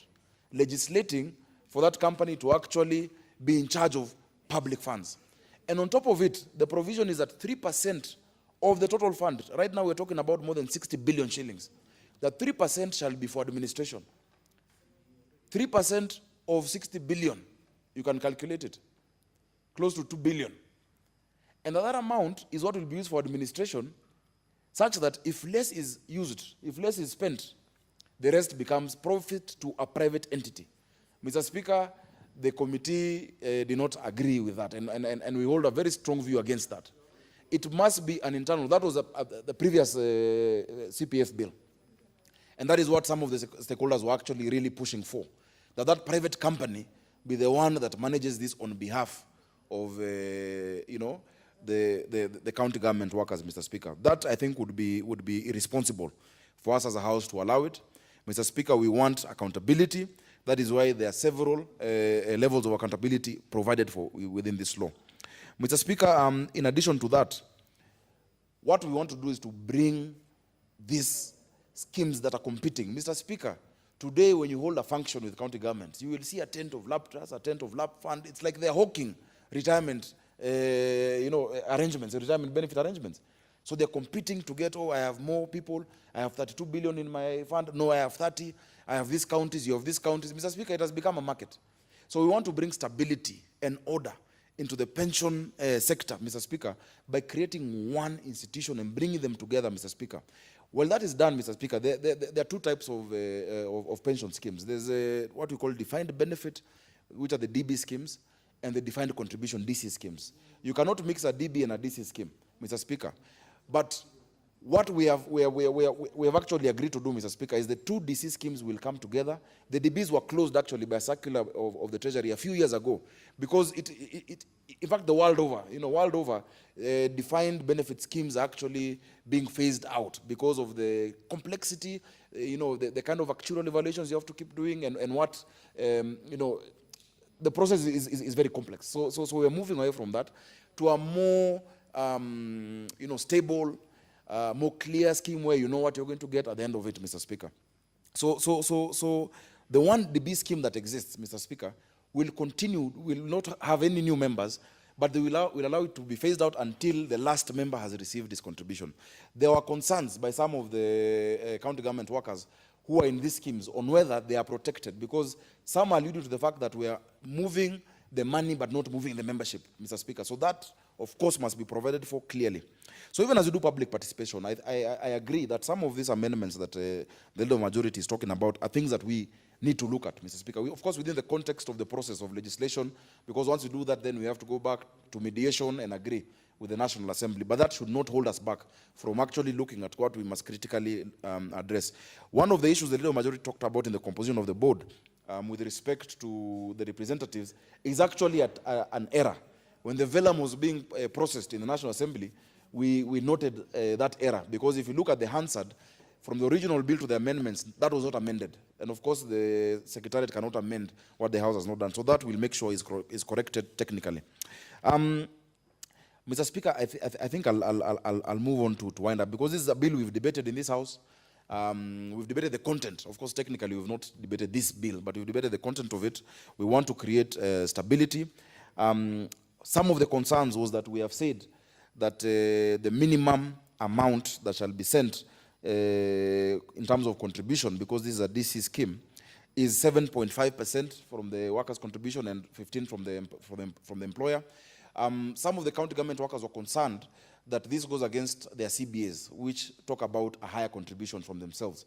But I just like to assure them that this talks about a minimum amount. So if you have a collective bargaining agreement where you have actually set the amount with your respective employers, and this is why, Mr. Speaker, I've kept insisting that county governments must recognize the unions that have the simple majority of the staff that they have. Once you have a CBA that has actually set an amount for that contribution, that is what is going to hold. And to affirm it, Mr. Speaker, for the abundance of doubt and for the avoidance of doubt and in the abundance of caution, Mr. Speaker, we will make sure that it exists in the regulations that will accompany this bill. So I'd like to urge all the stakeholders for us to be able to come together. Initially, there was the fear that one side will get 100%, another side will get 0. No one, there'll be a winner and a loser, but I want to confirm and to really implore upon them to see beyond themselves and see what is best for this country. What is best is that stability. What is best is a scheme where we reward, and it's not even a reward, it's not a favor we're doing this people who've worked. It's actually their right. They've worked all these years, they've contributed. Even we want pensions. The proposal, Mr. Speaker, by some of these players that let's have one scheme for the executive and another scheme for the assemblies goes against the entire spirit of this. Because, Mr. Speaker, they are all staff of the, within the county governments. Number two, if you look at assembly staff, they are very few. Right now, you have two schemes with an almost equal number of people. But assembly staff will find 100 people, 200, at most, 200 in a big county, possibly like Nairobi. Yet in the executive, you have the thousands, the tens of thousands of people working in the executive. So it will be unfair to actually move the staff who are already in one scheme to another because you've given one the executive and one the assemblies. There will be no loser if we bring them together. The staff of these different institutions, Lab Trust and Lab Fund, will find their way into this organization based, of course, on considerations such as efficiency, etc., but they will find their way because we cannot create a law that will harm them negatively. Mr. Speaker, because of time, I can see the light is going on. I don't know how many more minutes I have, but I'm seeing the clock. There are only 15 more, and I would like the leader of minority and, of course, the majority whip to be able to contribute. I second, and I will be urging my colleagues in this House to support this because this House has already pronounced itself on the content and the meat and the matter within this bill. Thank you, Mr. Speaker. Senator Msuruve. Leader, order, Senator. Order, Senator, wait a bit.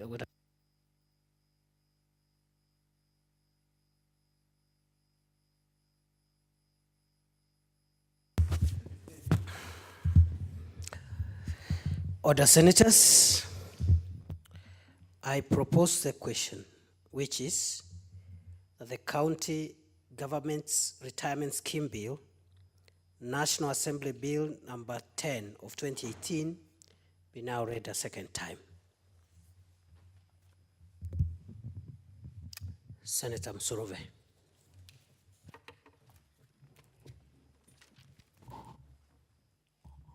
Honorable Speaker, I want to thank you for giving me an opportunity to give my voice to this bill. And I want to say, Honorable Speaker, that this bill is a very important bill. It is addressing specifically our role as senators.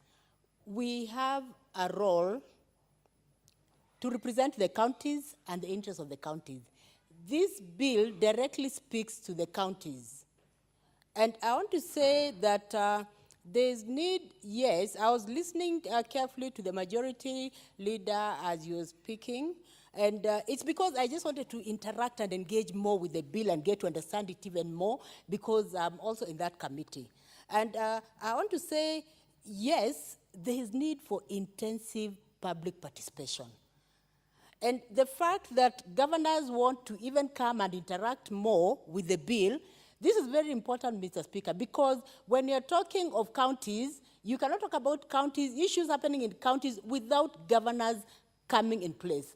Governors have to come, they interact with the bill, they give their views, they give their thoughts, so that when they go back to the counties, there's going to be harmony with regard to engagement of this bill. And I want to say, Honorable Speaker, that engagement is very important for this particular bill, because it is a bill that is affecting directly the counties, the county assemblies, the executives, and there's need for a good engagement. And there's also the issue of transition. And someone even mentioned that issues of money can be drastic. When transition is not proper, I want to say, Speaker, you never know what will happen, but this Senate needs to ensure that there's harmony with regard to transition from one fund to another, and there's need for an objective way of looking at this bill, and we should not be in a hurry to even pass this bill, because it is a bill that will be law of the land.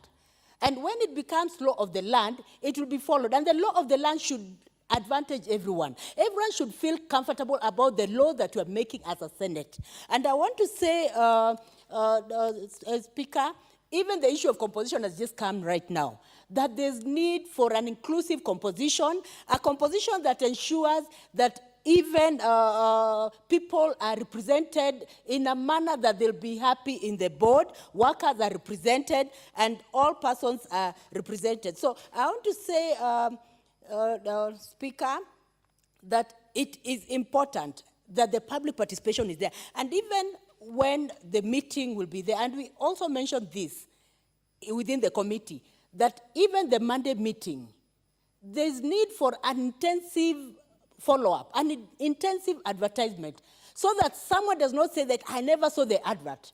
The advert can be in all papers. The advert can also be through a phone call, so that people know, that people get the message, and they'll blame themselves if they do not come.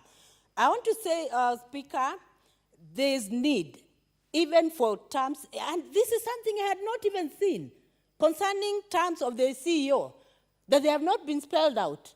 There is need for the terms to be spelled out. Is it 3 years?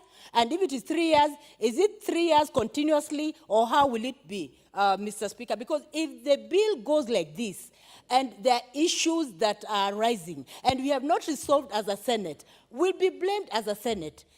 As a Senate, we have to ensure that whatever we do concerning legislations that we pass in this House should be legislation that we look back and say, yes, the legislations we did were very okay. And even people will count on this Senate and say, this Senate has done a commendable job. And I want to say, Speaker, we should not be in a hurry to pass this bill, because eventually it will be the law of the land, and it is the law that will always follow, will be followed. Thank you, Mr. Speaker, for the opportunity.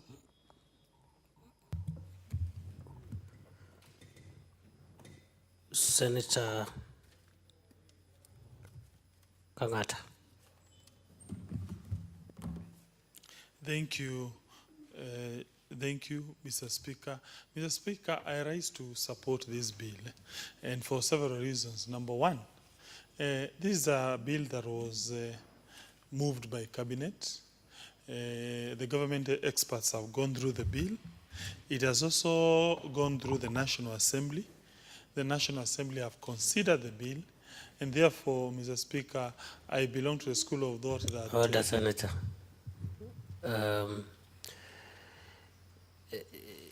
If Cabinet has approved a bill, it must be passed by this House. Yes. Is that your argument? No, Mr. Speaker, maybe you could just... Because you also have to respect the institution of Senate. Yes. And our independence. You see, business that comes here from whatever quarters is business.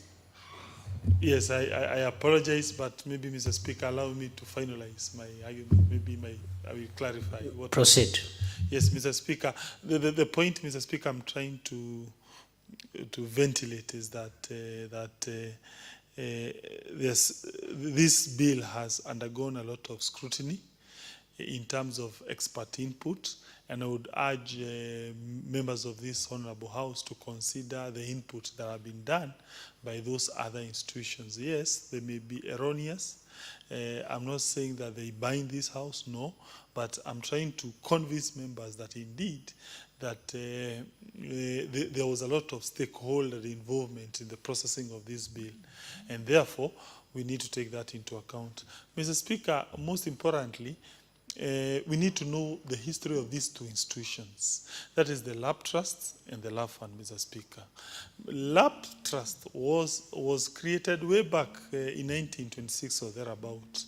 And upon Kenya gaining independence, it was created through what is called a gazette notice, a legal notice in 1963. Since that time, there has never been an enabling statute which created this entity called a Lab Trust.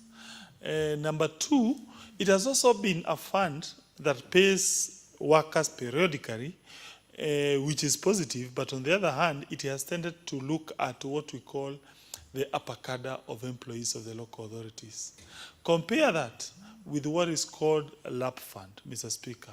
Lab Fund is an entity that is created by a statute, that's number one.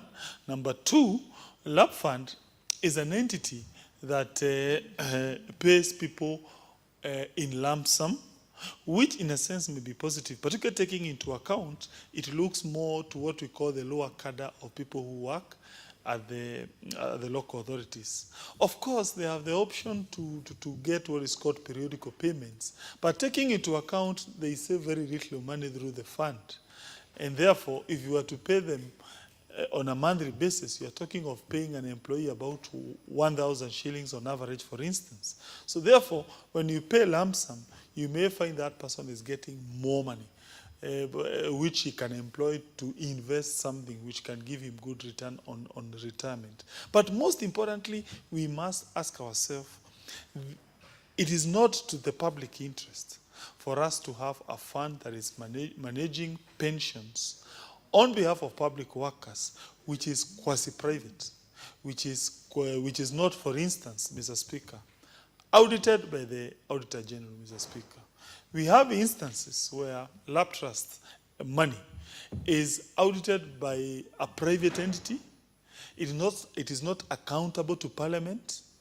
Any state corporation, Mr. Speaker, reports to Public Investments Committee, either of the National Assembly or Public Accounts Committee of this House, Mr. Speaker. Senator Gagata, are you debating the bill or you're debating Lab Fund and Lab Trust? Mr. Speaker, these are material points because the one key proposal, which is a contentious point, is that this bill proposes to collapse the two into one. So I must try to convince members why we need to do that. Why? Because Lab Trust takes money from county workers, but it is a private entity from where I sit. And therefore, there's a danger of allowing those two entities to remain the way they are. We need to collapse them. What is the rationale? That is the point I'm trying to drive to members. That if we allow Lab Trust to continue, it is not audited by members. Yeah? It is not audited by the Auditor General. It is not accountable to either the Senate or the National Assembly. That will be a misnomer. And therefore... What is it, Senator Cheruyot? Mr. Speaker, you have tried to guide Senator Kangata under our standing orders, the rule of being generally within the confines of what is content of debate in the House. You know, earlier on today, Mr. Speaker, there was a serious debate in the official Senate WhatsApp group where Senator Kangata, for the very first time ever since he joined this House, asked for the order paper. And I've been seated here curiously. I wanted to know what was this matter that he had great knowledge in that he wanted to share with the House. Unfortunately, if he wants to pursue the direction that he's taking, I do not find him to be within the confines of what will be within this bill. What is out of order in your view, Senator Cheruiyot? The fact that despite your earlier, will it rather be warning or caution to Senator Kangata to remain within the contents of what is within the bill, there's this continuous move by him to speak about a particular institution that is not clear to me. Maybe he can help me understand why the interest in that institution. Order. Thank you. We've heard you, Senator Kangata. Senator Cheruiyot, you know the standing orders don't allow you to impute any improper motive. But likewise, Senator Kangata,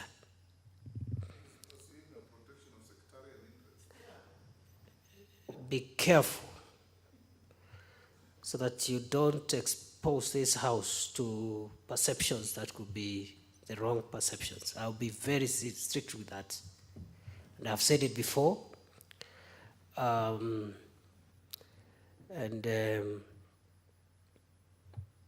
remember I had already noticed you were engaged the whole afternoon in some mysterious activities. You know, from where the speaker sits, is able to see many things. Order, senators. Now, Honorable Senator Kangata, when we resume, or when debate resumes on this matter, you will have a balance of 13 minutes. Honorable Senators, it is now 6:30 p.m. Time to adjourn the House. The Senate therefore stands adjourned until Tuesday, the 4th of December 2018 at 2:30 p.m.